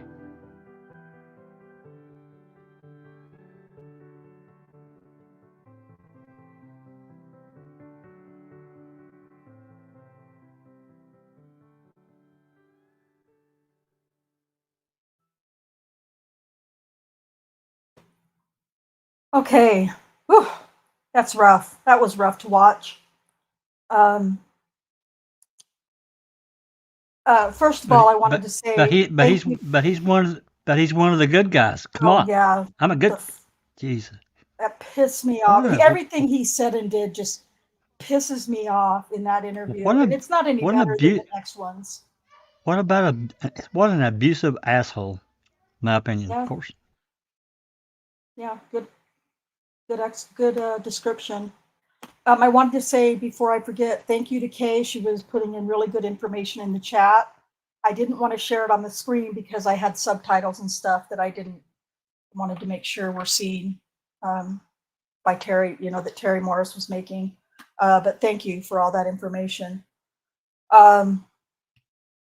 Yeah, it's just, so I needed to explain to TJ, he was a little bit late getting in. What this was about was Terri Morris on May 24th of 2014, way before 3.5 weeks or whatever before Jannie Ligons stopped, had made a claim at a gas station in Oklahoma City that she'd been raped by an Oklahoma City police officer. And so there's a whole long thing that goes in between that. But Kay, during the beginning of this video, Kay talked a little bit about how this ended up being such a integral part of the entire case and why it was necessary to get Terri Morris to change her story in order to start making Daniel out to be a serial rapist. So just go back and listen to that, TJ, and you'll that way than me trying to explain it all over again. So what we'll do next time is we will try to listen to, we'll listen to, we don't have video of it. Well, there's not video of, there was video of the June 3rd interview with Terri Morris, but there is not video, but there's audio of the June, I want to say, what do you guys remember that second interview date was? I want to say it was, I can't remember if it was before or after June 18th. It's the 24th. 24th. So just a little bit after Jannie Ligons stopped, June 24th, Gregory gets in touch with, now he's like foaming at the mouth to get Terri Morris on board. But he's got to get her. It's the day after Jannie Ligons goes on the news. Okay, yeah. So Rocky Gregory is just foaming at the mouth to get to Terri Morris again, to find her again, so that he can get her to change her mind and say that Daniel Holtzclaw assaulted her. But he's got to get her to change her day, because she adamantly says time and time again that it was Tuesday or Wednesday, May 20th or 21st. She says that over and over again. And she says where it was, that it was in downtown Oklahoma City, somewhere within the vicinity of the city rescue mission. But Rocky Gregory has to get her to change that time, that day, to May 8th, when Daniel did legitimately have police contact with her at Liberty Station Apartments on May 8th. So he has to get her to change that story. And we're going to get into all of that. And Kay talked about them, but we're going to get into those interviews next time so that you can hear how conniving and evil and manipulative Rocky Gregory is. And by the time he gets ready to take her on tour on July 10th, he's pretty irritated with her, and you can hear, you'll be able to hear that in his voice when we play it for you. So yeah, I just want to let you guys say how you feel, what your thoughts are.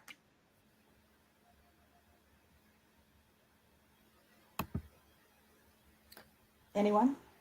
Yeah, that's, that's always hard to listen to. And what's telling is, that's just his style. He's just a bully. He really, what he cares about is being able to close a case, to, forward charges to the DA. Because, keep in mind, this is the June 3rd interview. This is the first interview. It's before it's before the after hours traffic stop. It's before Ligons reports. You can, it just pisses me off every time to listen to his police work. He's a sorry ass excuse for a detective. Yeah, and that's gonna be throughout the case. It's gonna be more times that we're gonna have to listen to recorded interviews occasionally. Well, I think just one more. Well, a couple more. Anyway, that we're gonna have to listen to his stupidity and his lies and his manipulation with accusers. I never caught her saying they took a beer away from me that I just opened too. That I just opened, yeah. So, I mean, that Little lets chuckle. you know that they were manhandling her. They didn't say, Yeah. hey, she wouldn't have willingly gone along with them for this interview. And that's not how you interview people. If they don't want to come with you, you don't do that to people. Yeah. What he's Oh, that's worried about is closing a case, is you know, who knows their past cases, how they collected victims, because he's had other serial rape cases. Davis has had other serial rape cases. You know, if this case wasn't so freaking convoluted, it would be probably pretty enlightening to look into some of Davis's serial rape cases for sure. Yeah, for sure. It's very strange to me that they had already looked at everybody that was working in the area. They looked at AVL. They didn't find anybody, any police in that area where she said this happened. Correct? Before this interview? Well, no, that's not correct. There were police going by the location where she indicated that she was dropped off, the area. But nobody like I that said, stopped, and no one stopped. The slowest No speed zero was speeds. 25 miles an hour. Well, that's what I'm saying. I mean, he's got nothing to back up her claims. So why is he going after her so hard? It makes no sense to me. I think he just wants to take every opportunity he can to, you know, pound his chest and say, hey, look, I got this rape victim here. You know, I guess. I mean, we'll find the person who did this. It's like collecting victims in case you need them for later. Yeah, I think he was on a mission. You know, I'm going to, you know, I think they were already like kind of panicking, maybe from some of the emails in the background. It seemed like the higher ups were concerned about Terri Morris with the June 3rd interview. Well, before Daniel nobody went out on that when she called. It didn't look good for the you know, not racist Oklahoma City, you know. Oh, I've got you. Not necessarily already thinking about Daniel because that hadn't happened yet, but just that they weren't following protocol with her. Well, everyone was on vacation. It was, it's kind of like, hey, we're short staffed. We saw that from the emails, like Cherie just pointed out, that they were short staffed.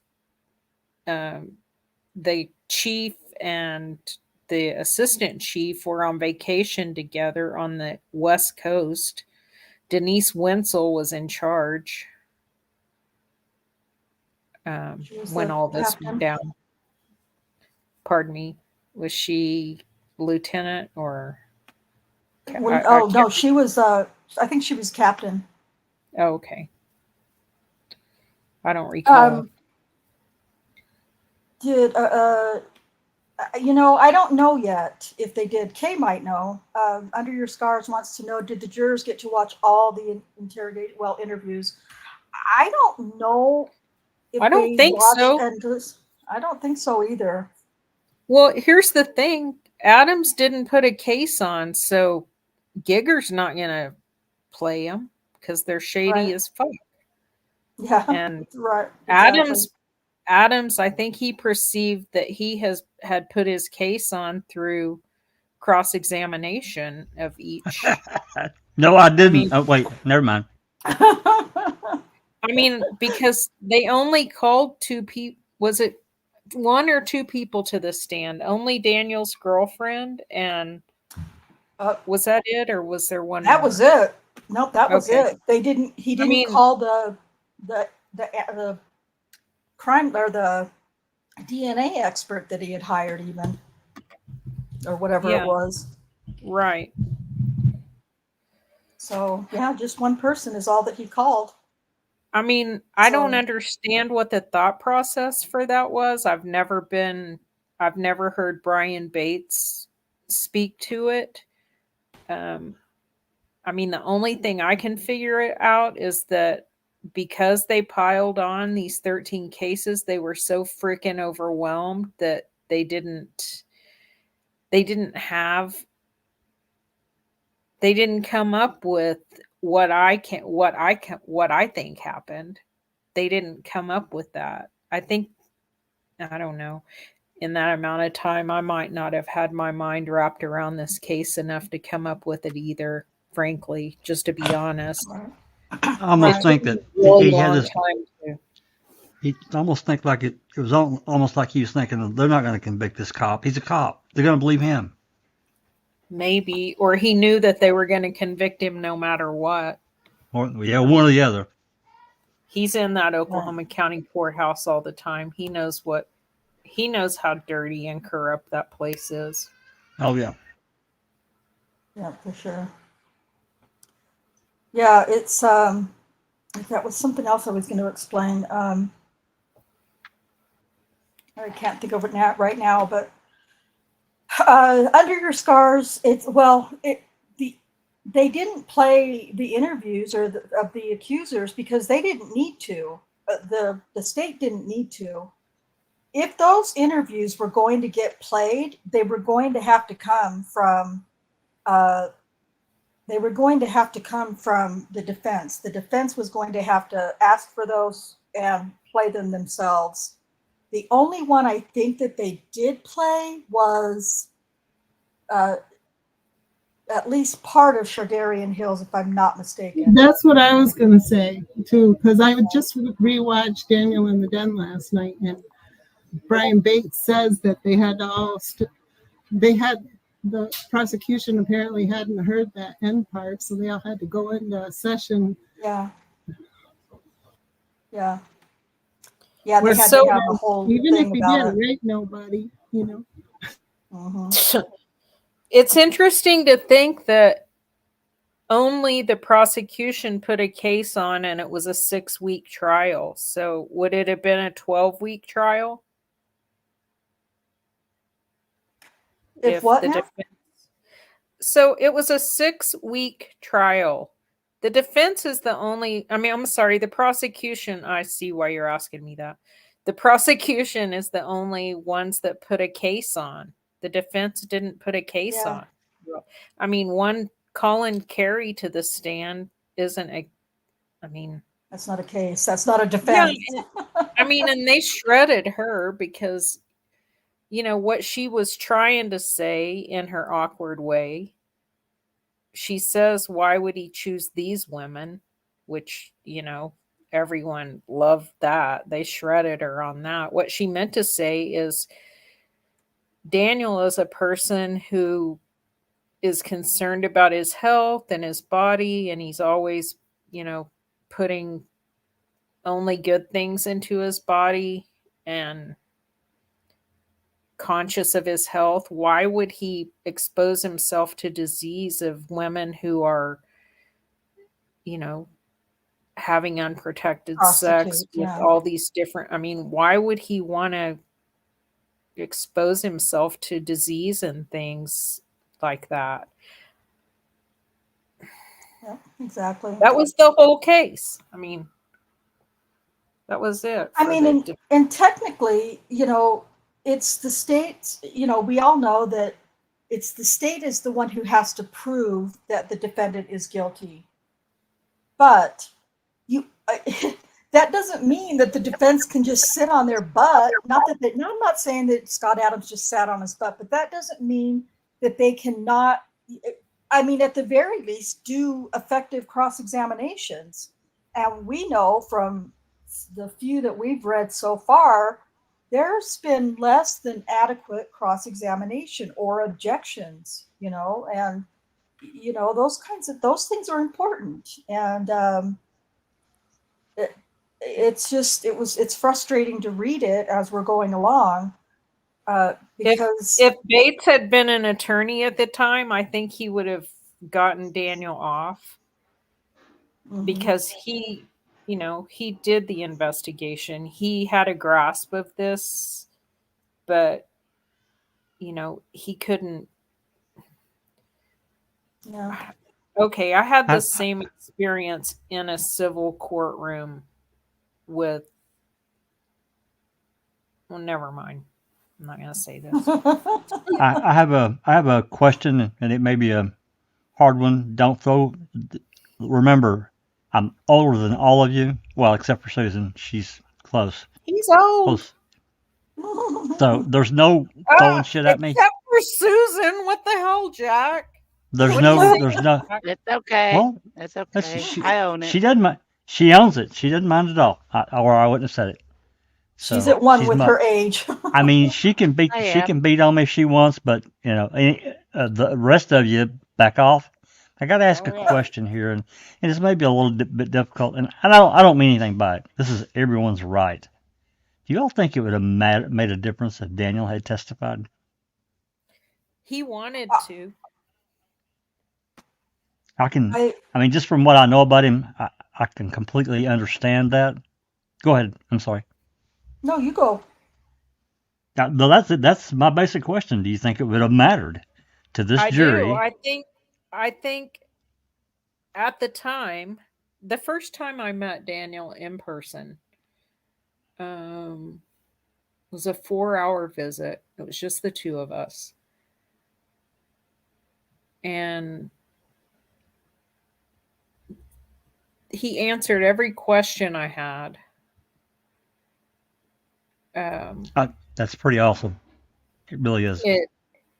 He welcomed every single question, everything that I thought was weird about the case. The sincerity. I mean, I think I read people really well. I already felt like he was innocent before I went to visit him, but just the way he spoke to me with his answers, I can't even really explain that. It was just kind of a combination of, well, first of all, he's soft-spoken guy. And at that point, he still was kind of incredulous that this had happened to him. I mean, he still couldn't believe it had happened. He's changed now.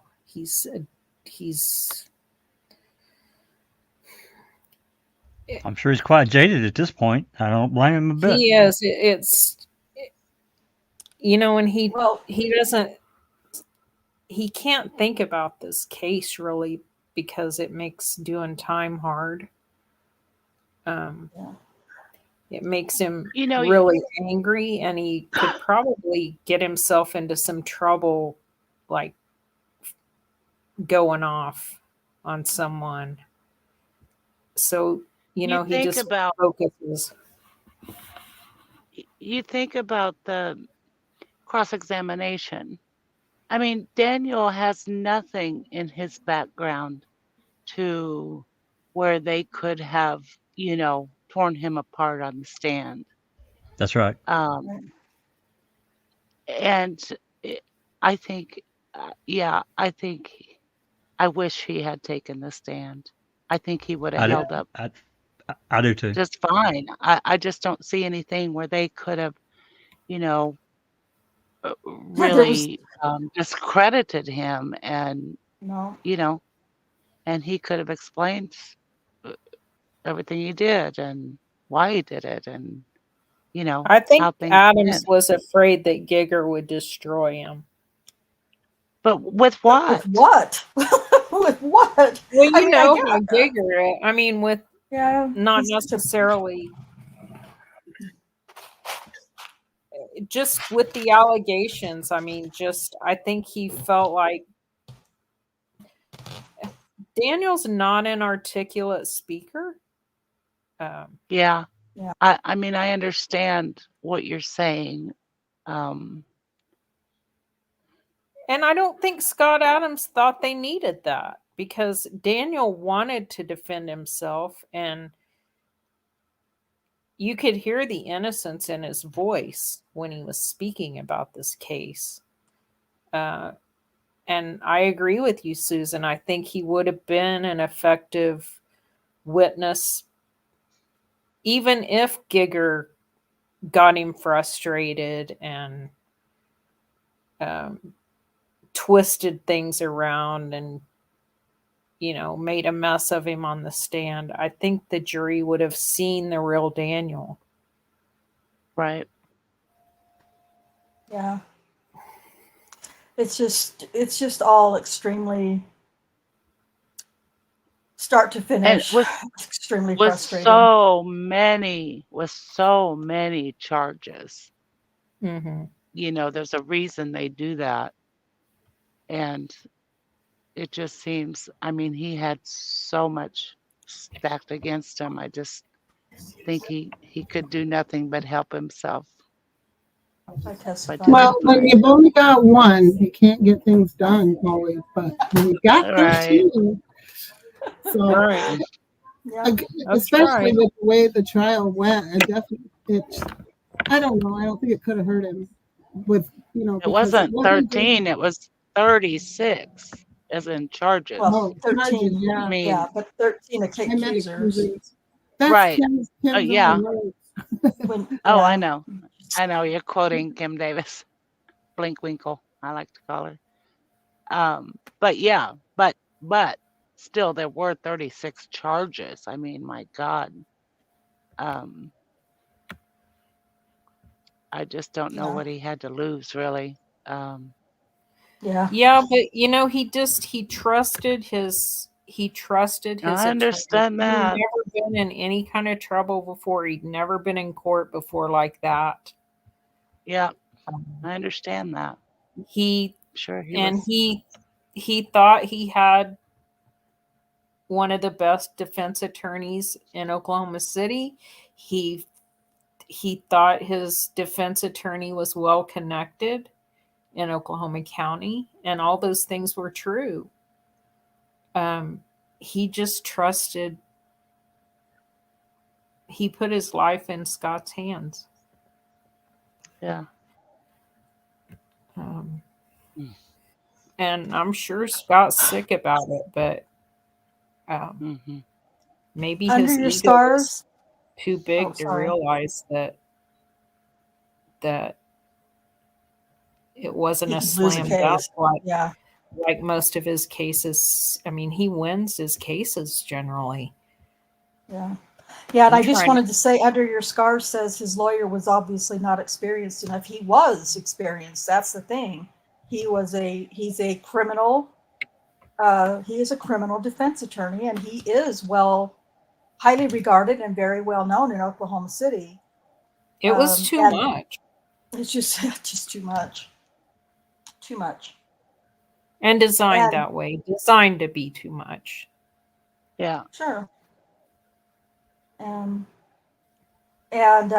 Yeah, only one piece of DNA evidence, and that wasn't even legitimately. Well, it definitely wasn't testified to correctly. Number one. Number two, the amount was such a small. I mean, I can't remember. I don't know what the word is. Barely over or barely admissible, I guess is the best way for me to say it. The DNA evidence of Gardner was barely admissible, and then the misrepresentation about whether Daniel's DNA was on his own pants was misrepresented, and then of course my big soapbox moment, Giger in his closing rebuttal argument saying to the jury, one of the last things he said to them was that the DNA came from the vaginal walls of the 17-year-old victim. And that just was not true. And then Scott Adams, the defense wasn't allowed to speak anymore. So, I don't know. It's just really, It was the death knell, you know. Him saying that was the death knell. Yeah. And we know that from the two jurors that spoke out. And one of them said, you know, the main thing was the DNA, you know. Yeah. What makes me angry is that then I don't know how soon after on a news presentation, he said exactly the opposite. They can't tell what kind of, Oh where my that gosh. animal came from. Rhonda, you should grab that from the chat, from the Holtzclaw readers chat, and play that, what Cherie's talking about, because she's right. He comes out, I think it said 2 weeks or 2 months after Daniel's conviction, and speaks to the media. Was that the first one you put in? It's prosecutors speak out or something. I think it's the second or third one. I think it's the third one I put in. It's titled Prosecutors. Oh, prosecutors who helped. Gotcha. Oh God, I can't Didn't stand he this. once again say that it came from vaginal fluid or something? Yeah, but he's also saying, let's just watch it. Okay. Maybe I'm thinking of No, he does reiterate vaginal fluid, but what he contradicts himself in this.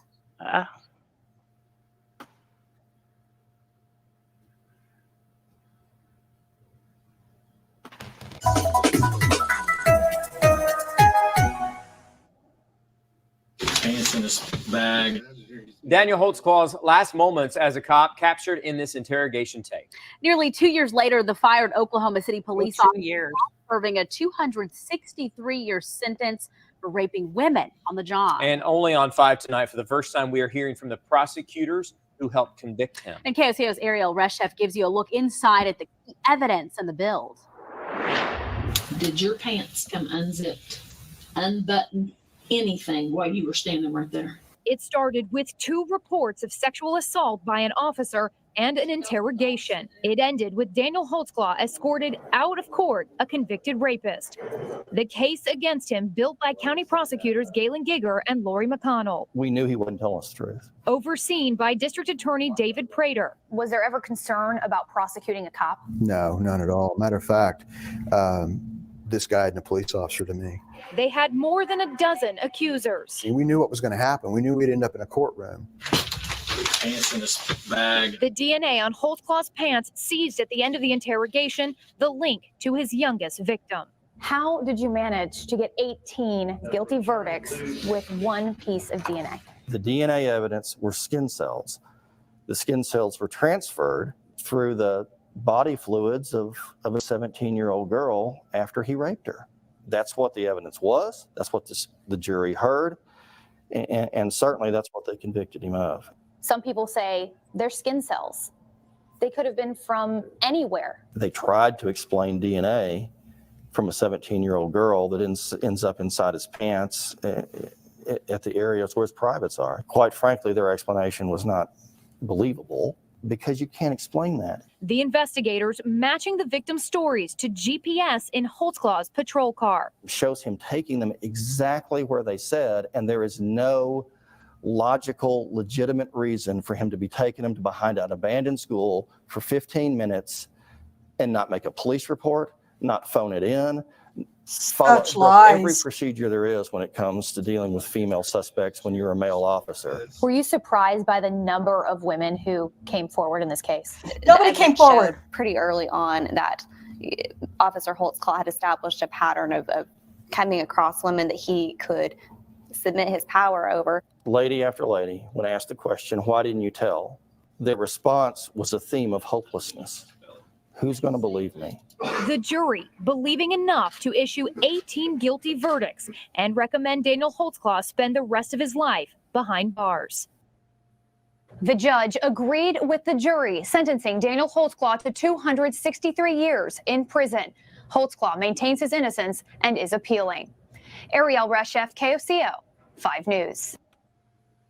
I wonder what the date of that interview is. I don't know. All I remember, she said 2 years after. That's all I Yeah, because remember. I'm trying to place it in perspective to the secret hearings. Yeah. Like it's right before, because it took him 2.5 years to answer Daniel's direct appeal. Right.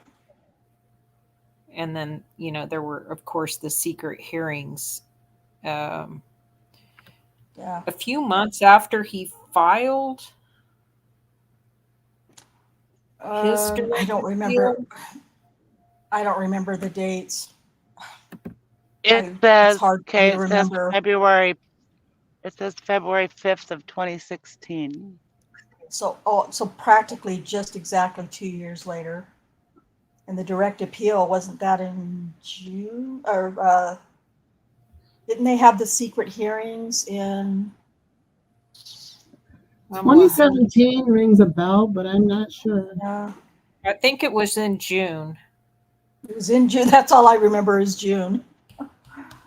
Yeah. It's just so infuriating. And that's to listen to Giger sit there and lie so easily. And the news reporters, the media, how many women came forward? Nobody, with the exception of Jannie Ligons and allegedly Shardarian Hill, and I guess they try to also put Terri Morris in there. Nobody came forward. They were all solicited by the detectives at the direction of their lieutenant, Timothy Muzny. So Yeah, I it's mean, just they say Kayla Lyles came forward through her probation officer, but the detectives had already been to her parents' house. Yeah, yep. They had already been looking Okay, for the her. direct appeal was filed with the Oklahoma Court of Criminal Appeals February 1st, 2017. The secret hearings happened in June, like the 16th and 17th, or 17th and 18th, something like that. Let's see. So that was right after the appeal was filed. Yes. Oh, well, let's see. I lied. It was 4 months after the appeal. It was June 26th and 27th that the secret hearings happened. And then Of 16? of 17. 17. Oh.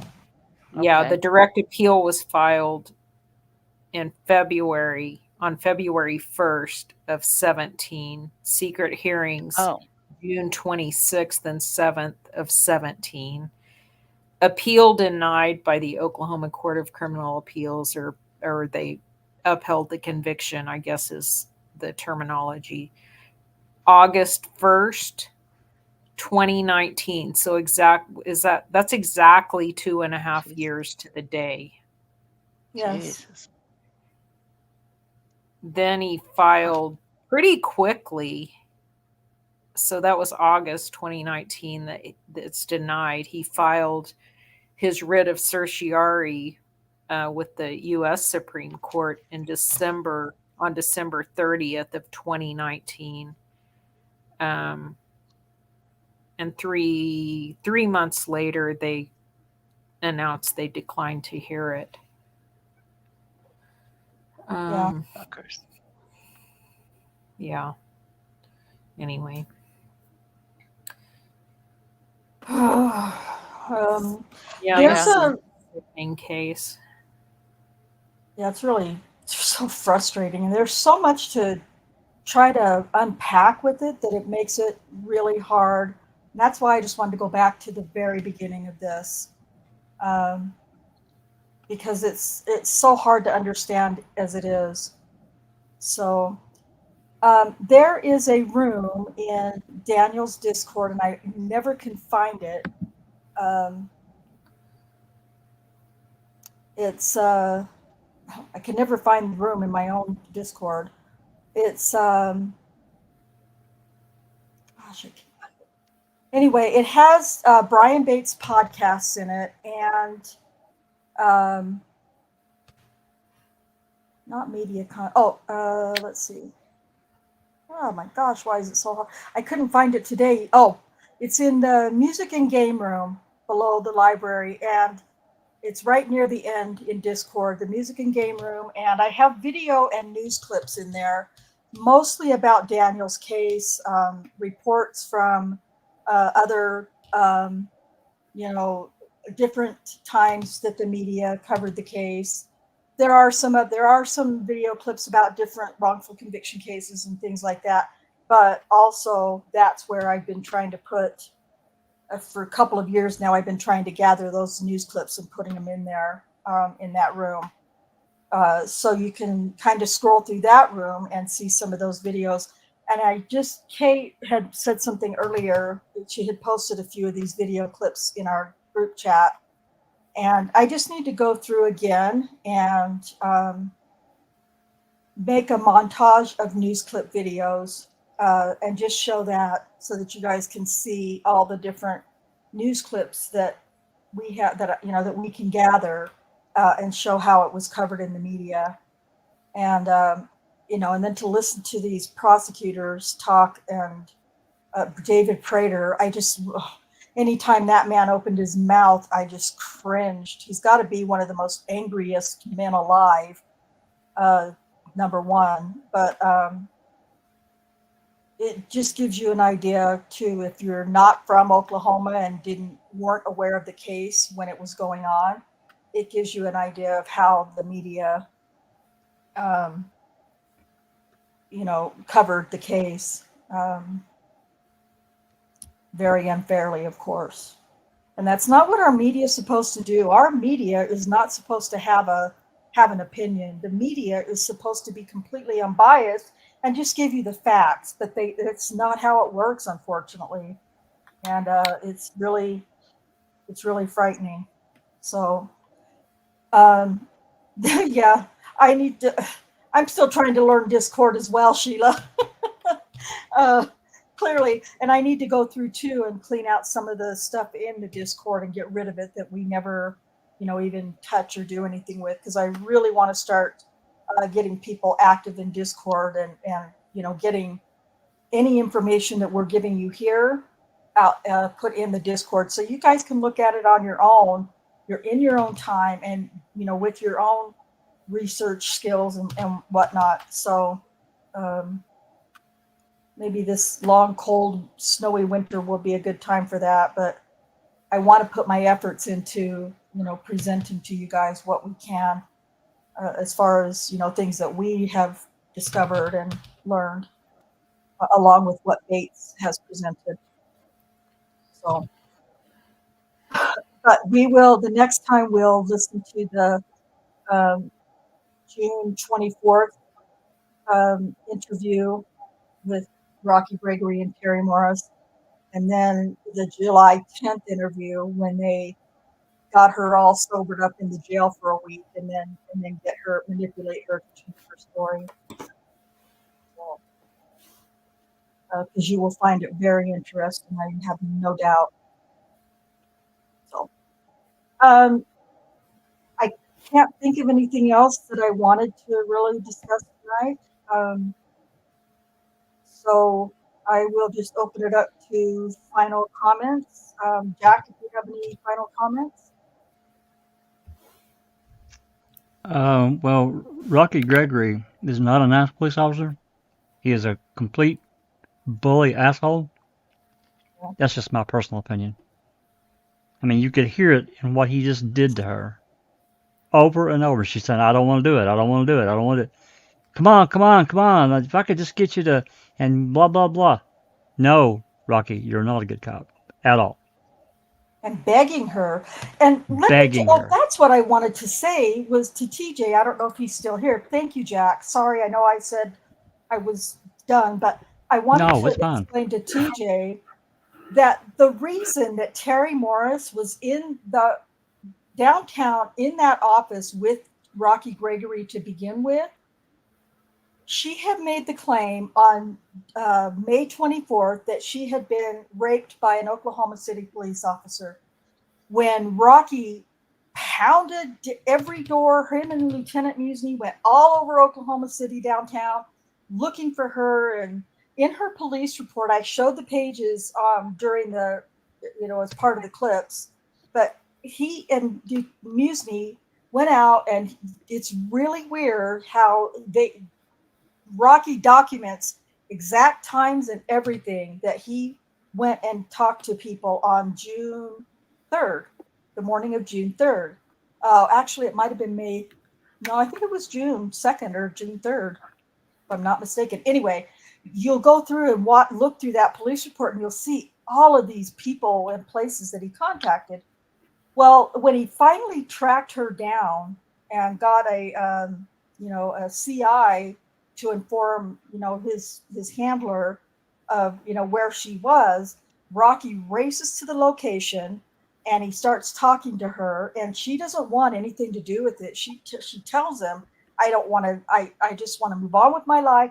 And I'm not saying that, that's what she should have done or, had to do or anything else, but that was her choice at the time.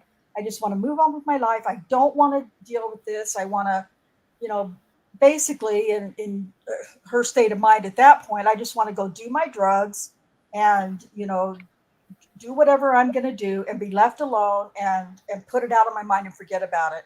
Well, Rocky wasn't having it. And he's trying to get her to talk to him about what happened, who it was, where it was, what exactly happened, what was the date, what was the time, what was the location. As far as he knows at that point, he knows that Daniel has stopped her on May 8th and that Jeff Sellers had stopped her prior to that on April 11th. He knows that already. That's the only reason why I feel like there was something in the back of Rocky's mind, this officer Daniel Holtzclaw, before June 18th. That's the only reason I think that, but that's just my opinion.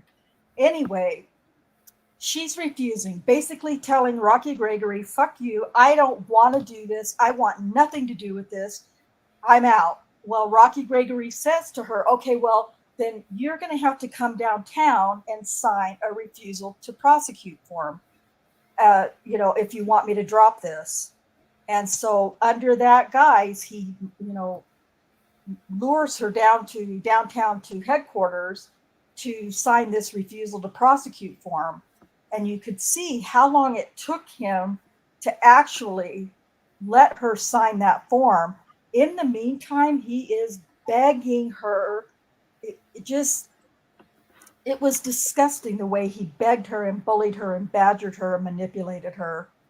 And I felt sorry for Terri Morris in that interview. And I am of the belief that Terri Morris was sexually assaulted on Tuesday, May 20th or Wednesday, May 21st, downtown Oklahoma City. And just because there were no cops who had a, zero, stop time on their AVL or whatever, that doesn't mean that somebody, and it wasn't Daniel because they knew where Daniel was, didn't have their comms off and did that to her in the car that she said that the officer was in. And that wasn't Daniel's car, and they knew where Daniel was. So I believe she probably was sexually assaulted by somebody who either had their comms off, was off duty using their car, or an impersonator that sexually assaulted her. I believe she was sexually assaulted. I just don't believe it was by Daniel. And that doesn't make me feel like, she's still an accuser. She's still a liar because she went along with what they convinced her of or manipulated her to do. For all I know, to this very day, I'm sure, but all the way through her deposition, she's still adamant that it was, she even, if I'm not mistaken, and Kay or Cherie, you'll have to remind me, but I feel like she even said that it was the May 20th or 21st, but that it was Daniel Holtzclaw in her deposition. Anyway. I remember she stuck to the date anyway, and the black and white police card, I think, too. I'm not sure about the rest of it. Yes. Yeah, so she still lied. She got on the witness stand and lied, so she still lied on Daniel, so that I don't have any sympathy for, but I do believe, watching this video and listening to these other interviews that we'll listen to, I believe she was sexually assaulted by somebody who at least appeared to be an Oklahoma City police officer. So that's why she was there, TJ, to begin with. And if they had had a suspect that they could put their finger on for sure, you're right. They would have filed those charges against him anyway, whether she agreed to be a part of the case or not. But that wasn't at all what was going on in that interview with her and Rocky Gregory. Sorry, as Jack said that, it reminded me of what it was I wanted to say earlier. So anyway, Kay, final comments. Oh, I don't really have any. I think I said it. I think I said it all. Okay, fair enough. I mean, I don't know. Sheree? I mean, it's just the way they put the investigation together and did this shit is flawed, to be the most kind. So. Yeah, absolutely. Okay, Sheree? I agree with both of you, well, all three of you actually, that it just, every time I see this, it makes me angry that they did this to Daniel, and they, the way they treated her, and it was just cruel. It was cruel. I don't know how they sleep at night. I don't either. And looking at Gigger's face and Lori McConnell's face on the news report was just disgusting and sickening to me. He's such a lying, hypocritical dickhole. Okay, thank you, Sheree. And Susan. Yeah, I agree with all you. It's just it's heartbreaking what happened to Daniel, and just going through it over and just seeing exactly what they did is just so maddening. And I'll say good night, everybody. Thank you, Rhonda. Thank you, Susan. Thank you. All right, I want to say thank you to everybody on the panel, of course. All of the people that were here in the chat, those of you who were able to stick around for the entire time, and all of the comments and questions are appreciated. And thank you so much to Kat for all the great links in both channels, Foul Play and in my chat as well. That's not necessarily an easy task to do, to be trying to post links into your chats. That's because Kat's badass super mod. A super mod for sure. Absolutely. I'm always happy when she pops in. It's awesome. Okay. So that's all we have for tonight. We're going to cover, like I said, the next two interviews next week, and then of course we'll get into looking at the preliminary hearing transcript and the trial transcripts. Yeah. Yep. Hey, I have one plug I'd like to throw out for Foul Play, if you don't mind. So sorry. Yes, I forgot. Well, we've been on a little bit of a break on Foul Play. I know. I almost forgot too. I totally get it. Starting Saturday, Doc and everybody are back on. Well, all of us that can come.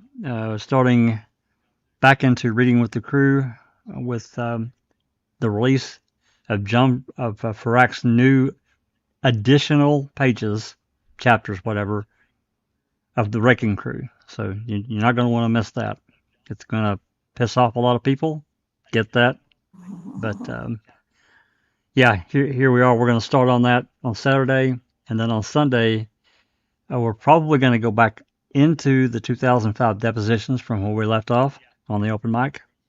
So I want to get back into those. I'd like to get them finished as soon as we can, because after that, I'm going to be presenting information we've covered it before, mainly on with Sunshine Christina when she had her podcast, but about Gregory Allen, and fill in some of this information that occurred in 2005 during the deposition. So anyway, that's on down the road.